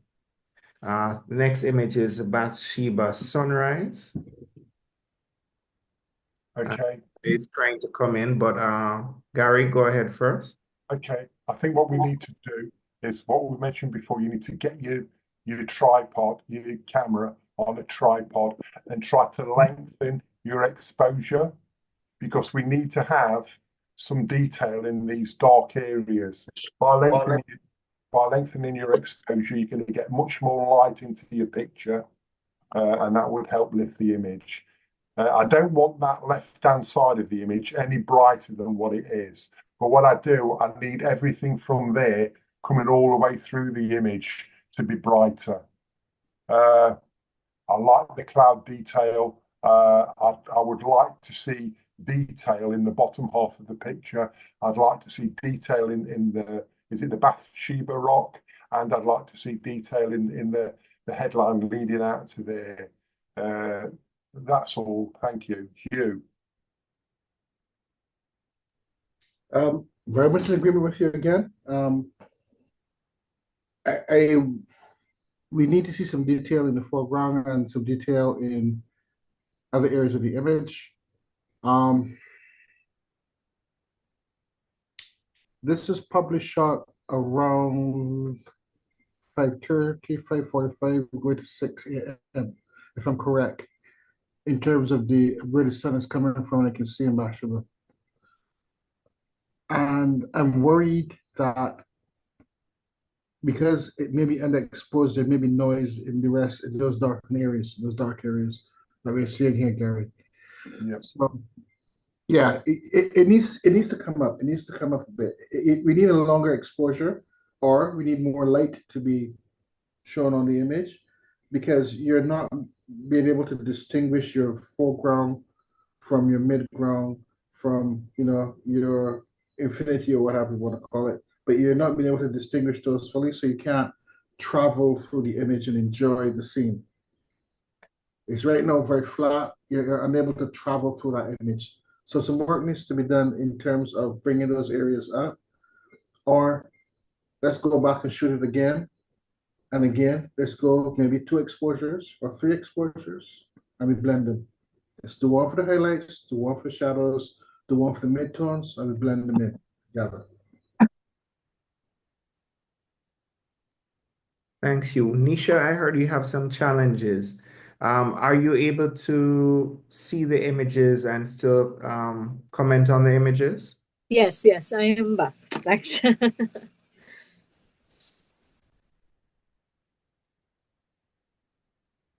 Okay, so our next photographer is Stephen Cumberbatch. And Nisha, you're up again.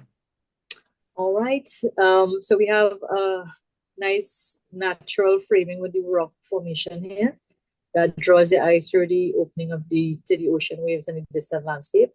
There's a kind of peephole effect that gives you some depth and interest. There's a lot of contrast between foreground and background, and it adds some drama. And of course, there's texture in the rock, and that contrasts with the smoothness of the waves at the back. I think the distant elements, particularly the hills and the shoreline, can benefit from a little more sharpness to enhance their detail, to make the background feel a little bit clearer and add some more visual interest. I think you need to balance the exposure across the scene. The images are a little bit dark overall. It's because the rock at the front is so heavy that is what is, your eye sees first, and especially in the shadowed area of the rock. So I think brightening the scene overall without losing that depth of shadow could add a little more clarity. So, depending on your intended framing, a slight crop to the right side could focus even more on a kind of peephole effect, drawing your viewer's eye directly through the center of the rock into the background. And that crop might eliminate the distraction of the edges and tighten the composition a little bit. I would adjust the white balance as well. The image has a kind of cool tone, which is pleasing, but I think this one could benefit from a little warmer white balance to make the waves appear a little more brighter and more inviting. I think that the warmer tones could also highlight that I've seen some golden light in the back that may be present on the horizon. So nice, creatively composed image.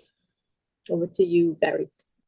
Yeah, I agree with everything that you said there. I'd go a little bit further and I would crop a little bit off the top, because that sliver of water that's coming in underneath that rock doesn't match with the overall peephole effect that you're trying to portray. I think that you could do with a little bit more exposure on the rock and less exposure on the water, because for me the water's too bright. Maybe a stopover and it needs to be darkened down, and I think that would help balance the rock. If you darken that water down, then the rock wouldn't seem so dark. It's because I've tried to put my hand up over and block out all that colour, then all the detail in that rock starts to come out because your eyes are being fooled by the brightness. So I'd darken the brightest of areas and I'd lighten the darkest parts of the areas, if that makes sense. And those crops that Nisha suggested and the other stuff that Nisha suggested, I would do as well. Over to you, Hugh. It's a bit, I was trying to zoom in a bit. I think there's a bit of noise in the background that probably could handle in terms of exposure. I like the concept. I like the framing. I like the way the energy of the image. I like the energy the image has. I like the movement, the energy the image has. I love it. Technically, Steve, 2 things. Again, going back to number of exposures. This type of image, we could also go for maybe 2 exposures. One again for those rocks. So we make sure we have those rocks pin sharp. The rocks in the foreground, I mean your friend. Have that pin sharp. And then we can determine if we want to have the hills in the background sharp. They don't necessarily need to be sharp because you've got the mist flowing over them, but you do need to make sure that we get rid of the noise in there. So another exposure that controls that specific aspect of it. And then you blend them in, determining which of the flow of the water, which water flow you like the best, you can blend them in. Because if you do it on a tripod, you're not moving, you'll get everything set up properly. And I think it has a wonderful foundation, Steve.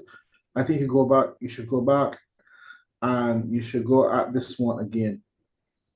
It has significant potential. I really like it. I like the idea of cropping it in, as suggested by Gary and Nisha, cropping it a bit on the right-hand side. But when you get there a second time, you can adjust your tripod and adjust your focus, your focal point, and your perspective to get the best perspective you want from it. You may not need to crop it, but I do think you should go if you're going to shoot it in the morning like this again.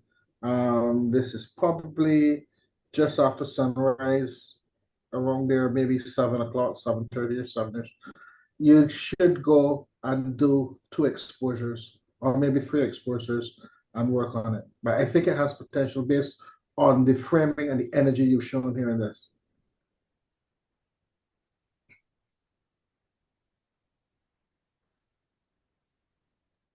Right, so we're back with the alien rock. Pretty cool. I think even though this is a very interesting rock, I think here for me the rainbow seems to be the focal point. I think it's a really powerful element in the image. I mean, it draws viewers' eye immediately, and it contrasts with that rugged texture of the rock.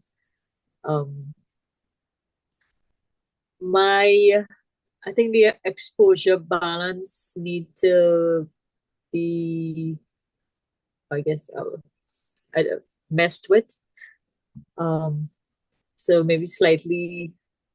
I don't know, something about it. I'm not finding what it is, but something about the exposure feels a little bit off to me. And I think to enhance the tones in the sky, just to bring out a little more contrast in the sky to add depth to the clouds, would be my changes. Over to you, Gary. Thank you. I agree with everything that you said, Nisha. The thing that I would do is what I said about another image earlier on. I'd move back, not only move back, but then try to get some separation between the 2 rocks so that they're not blended into one rock. They are actually 2 rocks. That may take in some of the rainbow. And if that upset you, then try to get the rainbow between the 2 rocks as you come back. But it needs to be for me, the rock needs to be less dominant in the picture. If by moving back and moving to one side, you would get a natural leading line from the shoreline coming in, I think that may help your picture. I like that there's a contrast between both sides of the sky, and I like them both. So I think you've caught that really well. You need to control the brightest parts of your water again, and you need to bring out detail in the rocks in the foreground. Over to you, Hugh. Yeah, I agree. Remember in the previous image, as Nisha mentioned, with this rock, we did mention that in that case, we spoke to Cheryl and said, just step back a little bit to give a bit more space because it's a dominant figure in the image. The addition of the rainbow obviously adds another element and brings a different feel to this one. However, I go back again to your treatment of water, because remember, water is very dynamic, especially in the East Coast. It's very dynamic. It's rushing, it's moving, it's splashing, everything of that type. And here we've got a beautiful, serene rainbow. You have the rock. Let's say we step back a few feet to encompass a bit more foreground element to give the rock a bit more space. You've still got the element of the water. How do we treat the water? What do we do with the water? Do we make it sharp so that we have every single line, every single element in it? Or do we smooth it a little bit, not maybe too much, but just a little bit so that it complements the rainbow. I think with this particular image, given that you have the rainbow, and given that you probably would be good to just slow down that water a little. I'm not saying smooth it, I'm just saying slow it down a little so it matches in tone and in story and feeling with the rainbow. Hugh, but you'd be talking about merging two shots, because if you do a long exposure and you rainbow, won't you lose the rainbow? Yeah, yeah. So you got to do two shots. Yeah, Okay. you gotta do 2 shots. So you probably have to do one for the rainbow with the rock, and then one for the water, probably 15th to 20th of a second. I'm not talking too long, like 2 seconds or 3 seconds, a 15th of a second or so. And yeah, but 15th of a second, you may still get the rainbow. I think I've done a 15th to 20th of a second and still had a rainbow in it. I'll check back in my archives. I've done one like that. But yeah, if it can be done in 2 shots, t-shirt, or it probably could be done if you're not going into like a 2 second or 3 second or 4 second exposure. If you're going to maybe a 15th to 20th of a second, you probably could still get the rainbow.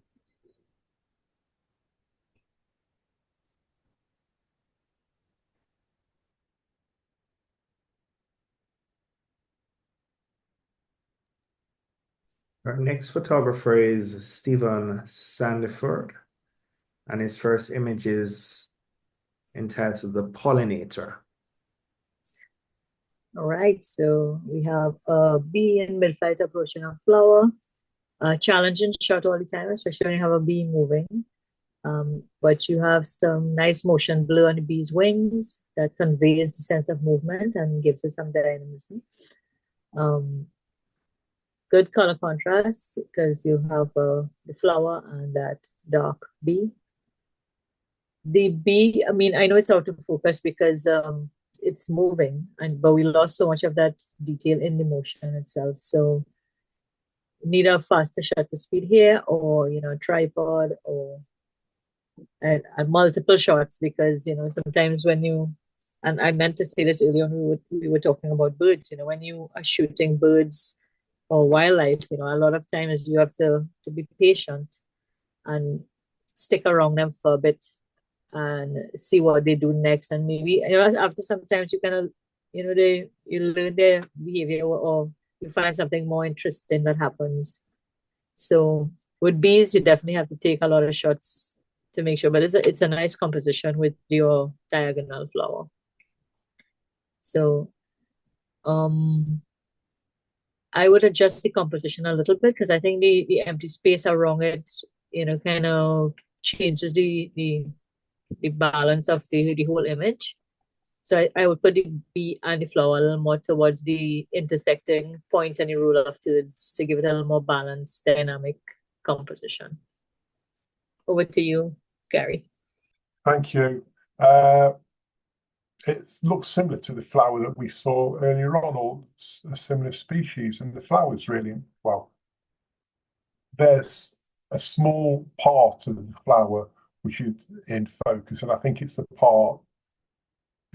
best focus is the part that's open fully. The rest of it is going off focus for me, and I think that needs to be in focus along with the bee.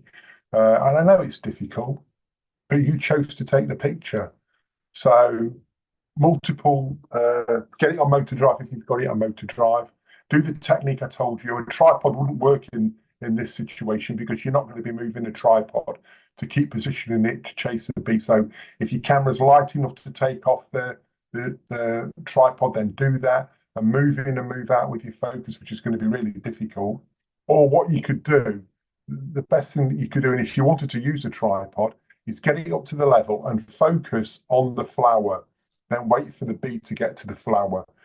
And just before it gets to the flower, start hitting your motor drive, and that way, when the bee's bound to come into your focal range, you need to up the speed in your camera as well.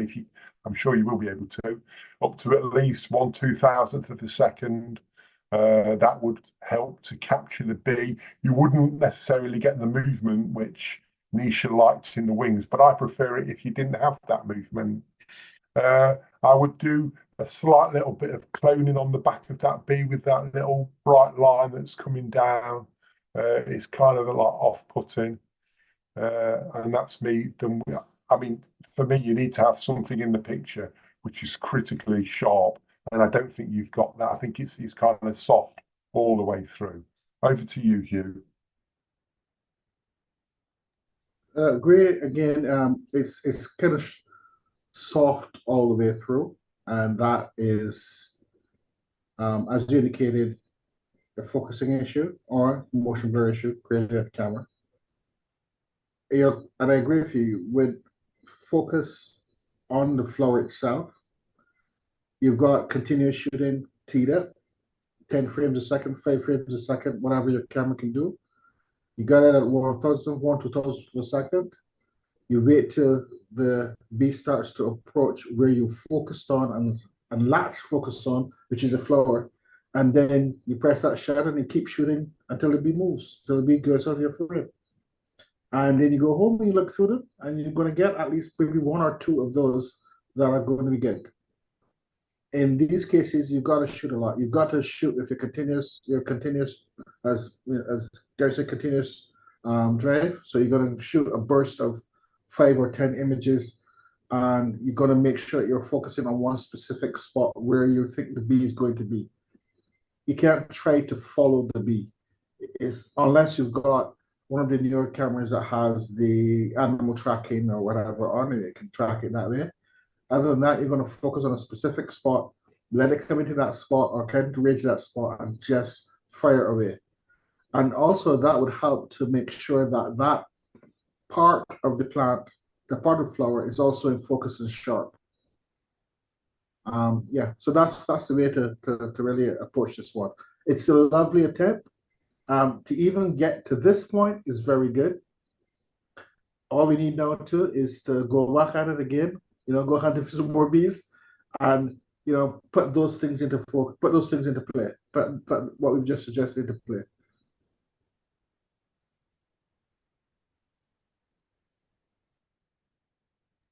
Next, we have Sybil Edgehill. The first image is entitled Cloudscape. Aptly named because I think the dramatic sky and cloudscape here are really, really interesting. They add a lot of depth and texture to the image. And that golden light that illuminates the clouds on the left side creates a nice soft atmosphere. And the variant tones across the sky is visual interest. The human element in the image here, now lets us see the scale of that rock that we were looking at in previous pictures. And it gives it a little more story to the image. I think the rocks are well placed in the image as well. I would crop from the left side a little bit to help focus the attention directly on the main subject area, which is rocks, person, sky. And I think the crop could just minimize some of that empty space and bring tighter focus to the action and landscape. We mentioned the logo before. This one is also really big and distracting, so not needed. You could remove that immediately, and it's too prominent. So that is it from me. Over to you, Gary. Yeah, thank you. I think that the brightest part of the sky is very dominant, and because it's the brightest part of the sky, it kind of pulls my eye away. I'm toying with the idea of just cropping that top part off completely, save you a lot of work. I'm not sure whether, I wouldn't have kept the man and his dog in the picture unless they were critically sharp, and they're not sharp. And it looks like there's somebody bending over or something going off further on down the beach as well, and I'd remove that. Let's concentrate on the rocks and make sure that they are critically sharp. Again, we spoke earlier about the leading lines, and that leading line would work. It would work better if you got yourself a lower perspective on that leading line, got your camera down lower, because then you would have more of that leading line leading you up to the rocks. I think the detailing in the rocks is nice. I like the way the warm light is falling on definitely on the left-hand side. Yeah, over to you, Hugh. In this one, cropping on the left-hand side, I don't think if you go, there is two poles with a coconut tree in the middle, and then there's another coconut tree. Come to that coconut tree for the crop. So we eliminate those two poles in the coconut tree in the middle there. They're not really adding anything to the whole composition, so I just get rid of those ones right there. I agree with you, the dog and the guy in the background are distracting. We got to determine what's our hero here, what we're actually focused on, what's our story, what we're trying to tell. So we may need to wait until they move or ask them to move or whatever, and then we focus and shoot it. The horizon is not totally straight, so we want to straighten that horizon just a little bit to make sure that we get it level and nice.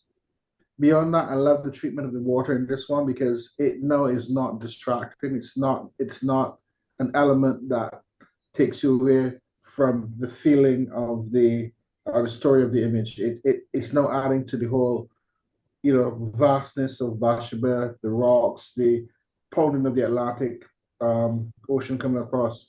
So the only thing, Sybil, again, is the placement of the guy and the dog. I love dogs.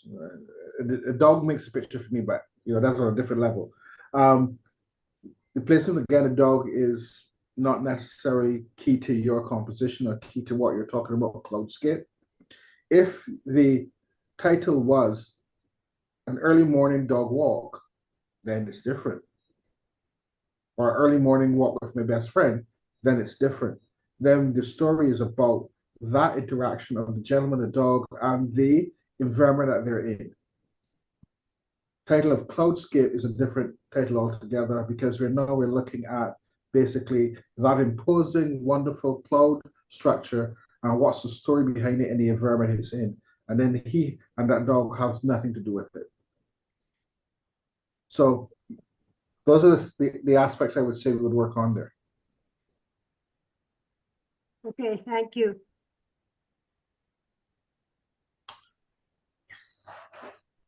Right, so I think this is a nice view. It's framed nicely between two rocks formation, leading your viewer's eye in towards the beach and the distant sea.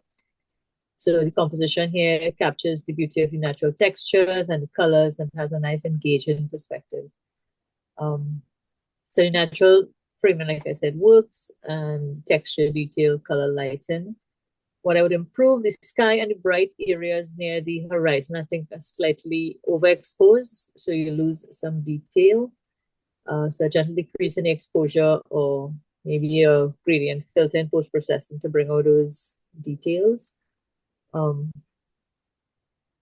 The debris in the foreground, I will remove those. The sand has some small rocks and debris, slightly distract from the rest of the scene. So maybe tidying up the foreground a little bit, or framing the shot differently to minimize that sandy area to create a cleaner composition. Texture is well captured, slight increase in sharpness of the rocks, particularly on the foreground on the right, to make the details a little more pronounced. So give it a little more immersive quality of the image. So that's it from me, Sybil. Talk to you. Over to you, Barry. Thank you. I would first of all lift the shadows in the rocks, both the main rock and then the other rock. The other thing I spoke about earlier, which I consider to be important, I'd like a little bit of separation between those rocks. So I would either get down lower or move to the side so the rocks aren't kind of connected. And remember, I would keep the little bit of the rock which is cut off, I'd keep it in the frame, or else it looks like a mistake. You may have done that deliberately. If you have, then cut off more of the rock so it looks like you've done it deliberately, or leave the rock in, because currently it looks like a mistake, and it may not have been. Again, like Nisha said, the middle part, which is really, really bright, I'd lower the exposure on there and make sure that exposure was correct. That's me done. Hugh, over to you. Oh, thanks, Gary. When I first looked at this, I went, yes. And because I love the treatment of the light that was hitting the foreground with the water on it, I love that treatment. Sybil, as Gary indicated, we need to step back just a little bit so we get in the rest of that rock on the left-hand side, and maybe a little separation between the two rocks. The composition is really nice. The composition is nice. It's just those couple of things. I love the feel of the image, and I'll tell you why. The cascade of the water on the sand, how it has spread out in that beautiful fan-like motion. The light that's hitting the front of the rock and the water in front of the rock, a golden light that's sitting there and then reflecting underneath underneath that same rock. Beautiful light. That's lovely. So a couple of things to work on, as we said.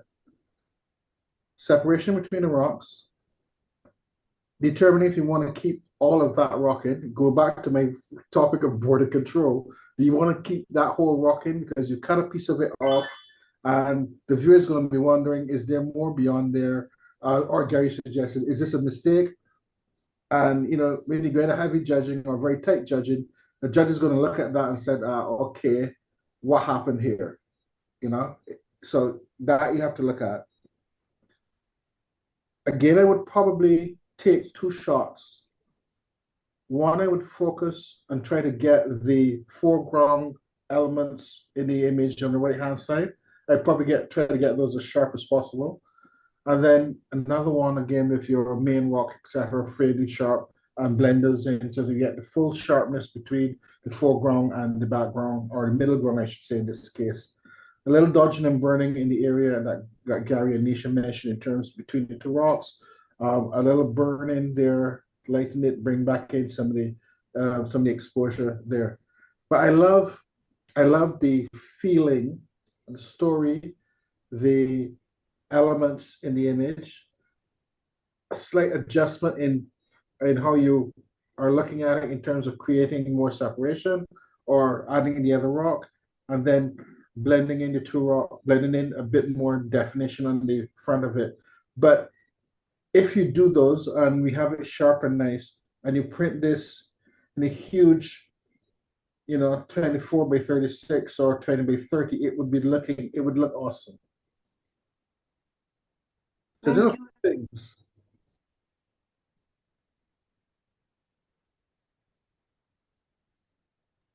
Okay, almost there, guys. Victor Gittens, his first image is against the sky.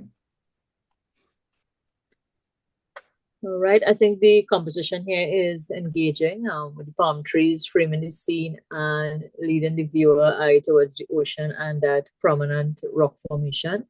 So I think that creates a natural sense of depth and scale and adds dimension to the image. The shadows cast by the tree and the grass create some interesting patterns and textures, and they add to the tropical atmosphere. And I think the contrast between light and shadow also emphasizes the time of day, like early morning or late afternoon. So I thought that was good. The image overall appears a little bit underexposed, particularly in the foreground. So that dark shadow, I think, makes it challenging to see the details on the grass and the palm tree. So a slight increase in exposure or post-processing to selectively brighten the shadows to bring out more of those details without losing the contrast. Definitely, the most obvious change for me would be that bright area near the top right where the sun is visible is very overexposed. So it kind of washes out that side. So maybe a gradient filter in post-processing to control those highlights or carefully adjusting the exposure in that area. I don't know, maybe treat it in a way that we could just get rid of that whole halo and stuff. think that is it. So yeah, the last thing, maybe I think the scene is nice and tranquil, but maybe there's a small point of interest that could take it to the next level and add some storytelling elements. So the bench might have been something close to that. I mean, if somebody was sitting on it, would have added something to it. But that's it from me on that. Over to you, Gary. Thank you. I totally agree with everything that Nisha said.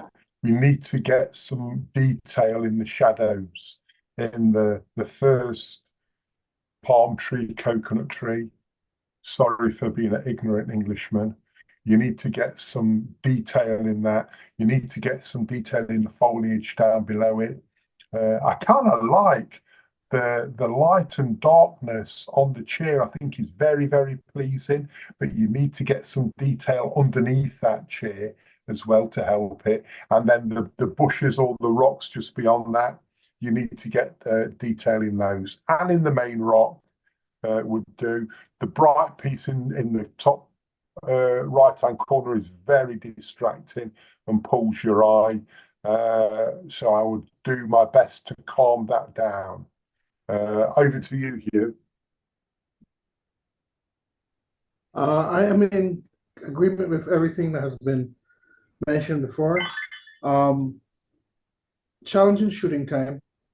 Again, knowing the location, it's a challenging shooting time and challenging shooting location with that light. I can see the big sun glare on the right-hand side of the image, so I know it's probably around 8:30-ish, 9-ish, maybe in that time frame, given the how high the sun is up in the sky. And it's difficult at time frame to shoot in that location. But after you've done it, after you shot it, a little time in post can do a lot of good with an image like this. So we have to take the time in post to work through some of these things, and to improve them. The horizon is slightly not straight. Dodge and burn brush. We've been talking about it all night, Gary, Anisha. Dodge and burn brush. Touching some of the areas to highlight them and bring them up. Touching some areas to darken them to add shadows. It would do a lot with this image with the dodge and burn brush. It will not fix the issue with regard to, like, in the foreground, the coconut tree is not very, you don't have very much detail in there again, because of because of how it was shot. But it would help in certain other aspects of the image. Again, if you're going to shoot this time of day in this location, and shooting towards the sun in this way, it may be best bet to shoot 2 exposures and then try to blend them. And you're still going to have problems unless you use filters.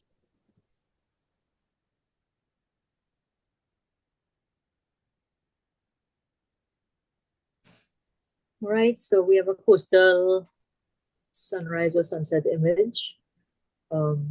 Nice textures and lighting. Strong foreground with the intricate textures on the rock, drawing your eye from the bottom up, leading you view into the scene. So that is nice, and toward the sun. The nice use of light and shadow. It's a nice soft golden glow of the sunrise. Although we definitely have to control the highlights near the sun. So that whole area around the sun is quite bright, and it could be a bit overwhelming. So lowering the highlights there in post could reduce the glare, and allow the viewer to focus more on the landscape details rather than being drawn to the bright sun alone. Personally, I would have gone down lower at a lower angle, because those textures in the ground, they are really nice. I would have tried to get a more close up of that. I think if I went lower, I would have got more reflection of the sun rather than so much of that bright halo. And then I would have changed where my horizon sits and put it a little, But by dropping my angle, I would have naturally changed that horizon. So I think that is it for me. Over to you, Hugh. No, sorry. Gary. Thank you. You don't like to make things easy for yourselves, do you? You're shooting into the sun, which is causing everything just underneath the sun to go into silhouette. And I would like to see a little bit of detail in there. I do like the rocks going forward up until that line. And I wondered whether there was an image there that you could probably work at, including the sea. It's the sun for me that's really off-putting. This is coming from a country that doesn't get much sun, so I would be saying that anyway. Again, some of the whites that aren't in the sun need to be boosted. Overall contrast needs to be boosted. But I do like how the light's falling on these little pools in the foreground here. And it kind of look with the ripples in the water, the little ripples that are causing the little circles in the water are really attractive. Looks like rain, but it doesn't look like it's rainy weather. You'll tell me. But because this I believe is the most dominant part of your image, I would try to sharpen that up again. But I do like the way the light's falling on it. I like the shadows and the textures, and I like the highlights going through it as well. So over to you, Hugh. Yeah, this is just after sunrise on East Coast, Vancouver, and you've got that harsh sun hitting you straight into the camera lens. Well, harsh isn't totally harsh yet, but it's getting there because it's just right above the trees. And it's a difficult shot unless, again, you go for 2 or 3 exposures to deal with the aspect of it.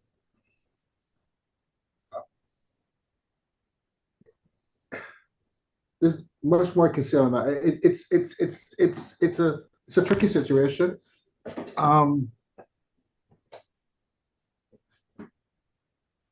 Dodging and burning will only bring out so much in this type of images. It's more of using probably some filters, some ND filters, and some gradual ND filters. Gradual ND filters also to control the upper edges of the light, and then post work to bring out the rest of the image if you want to. But it's difficult. It's a difficult area to shoot at that time of day because, as you said, Gary, you're shooting straight into the light. It's very harsh light at that point in time. Victor, you did an admirable job with this one. The foreground is really nice. Colors are really well held, are well done. But we've got that, that glare, and that takes away a lot from it. So nothing much more to say from what Nisha and Gary have said already. Thanks for your comments. Yeah. Sure. Then our final photographer is Yvette Reed, and her image, I'm not seeing a title for this image. All right, so we have a beach scene with a vibrant rainbow. Rainbow for me is the focal point, standout feature, vivid colors, contrast against the moody sky. And we have that same separation in sky that Gary mentioned before. It looks like rain has fallen just under the rainbow, and the other side is going through a whole different experience. So the blend of the dark clouds, the sunlight, the rainbow adds this nice atmospheric depth, and it capturing that feeling of a rainstorm clearing away kind of thing. I would control the highlights again here. The bright areas of the sky, especially where the clouds are closest to the sunlight, I think are slightly overexposed. So bringing down those highlights would add detail and texture to the clouds and give the sky a little more depth, preventing it from looking a bit washed out in some places. Crop and remove distracting elements. I think there's a sign on the beach, or it doesn't contribute to the natural beauty of the scene. So maybe removing that, cropping out, cloning to maintain the focus on the landscape and rainbow. That's it from me. Over to you, Gary. Thank you. And Yvette, I'm sure looking at your picture, you can see how distracting having your name in the bottom part of the picture is. taking that into consideration, the part that needs cloning out is the box that was mentioned by Nisha earlier. I would also crop out the trees at the edge, which I don't think are adding anything to your picture. I would crop down from where the rainbow starts at the top down to the V in Yvette at the bottom. I think that would help the picture. And maybe a square format would help again. I know we've mentioned square formats before, but I think personally what you should have done, you should have walked towards those rocks and made them more dominant in the picture so that they could be the hero, as you would say in the image. Now the rainbow being the largest element in the picture is the hero in the picture, and because of that, I kind of feel I need something else in the picture, something else to focus my eye on. Over to you, Hugh. Nothing more to add, Gary, Nisha. I totally agree with what you've mentioned. Bit more contrast. Bit more contrast to give a little bit pop to the image. Get rid of the. I think it's a stool, something for someone to sit on, maybe. Get rid of that out of the image. Probably just a little work on the sky too, in terms of a little haze reduction, darkening, shadows, a little contrast in the sky. Yeah, that would do it. Yeah, that would do it. Okay, that's it. So that's our final image this evening. Boy, we have had a lot to digest this evening. We have been going for almost 4 hours. So, a very big thank you to our judges, Nisha, Gary, and Hugh. It has been an amazing evening. And we started off, we were up to as many as I think 40 persons. Quite a few people have still hung around with us. And we're really grateful that persons have hung around to the end of the meeting. And I'm sure you would have we have all benefited quite a bit from the insight of our judges. But guess what? We have a part 2, and that's tomorrow evening. So if there are no burning questions for our judges, what I'd like to do is to wrap up our meeting now. We could close out with some behind the scenes images. There's a video which is about 2 minutes long. But apart from that, I see some comments coming in the group here. Let me just say lots of thanks coming from our photographers. Yes. So, Nisha, Gary, Hugh, thank you very much. Tomorrow evening, we'll have Jamaica and Trinidad. We have fewer images tomorrow, so our meeting should not go as long. But it has been a fascinating evening, a fascinating 4 hours spent with you all. And I look forward to doing it again tomorrow evening. Okay. So I'm going to try and tee up those behind the scene, video. And then at the end of the video, good night, everyone. Take care. Take care. Gary, get some sleep, Gary. Thank you. Thank you very much for having me, everybody. Good night. Good night. Thank you. Thank you Thank all. you, guys. It's Thank good you to have you very along, much. Gary. Good to have you along, Gary. Thank you, Hugh. Nice meeting you, my friend. I don't even know how you're awake still and upright. Yeah, it's only past 3 in the morning.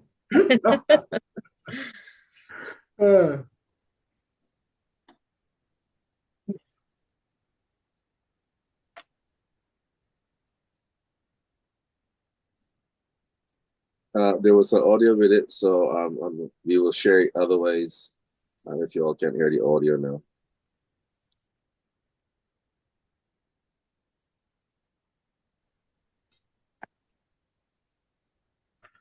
I'm sorry, you guys not hearing the audio?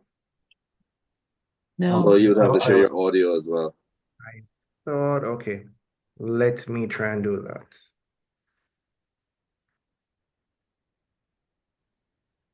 There's usually a box here that shares sound. Yep.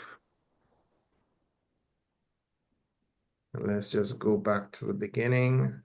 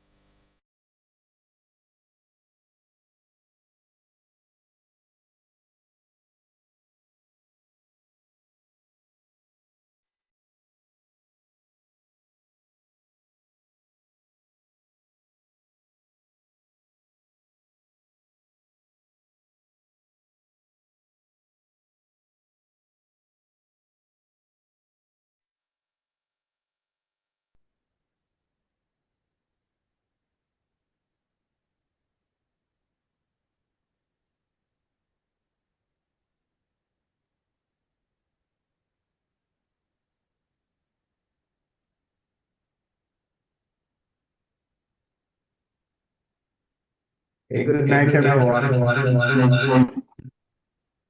night, everyone.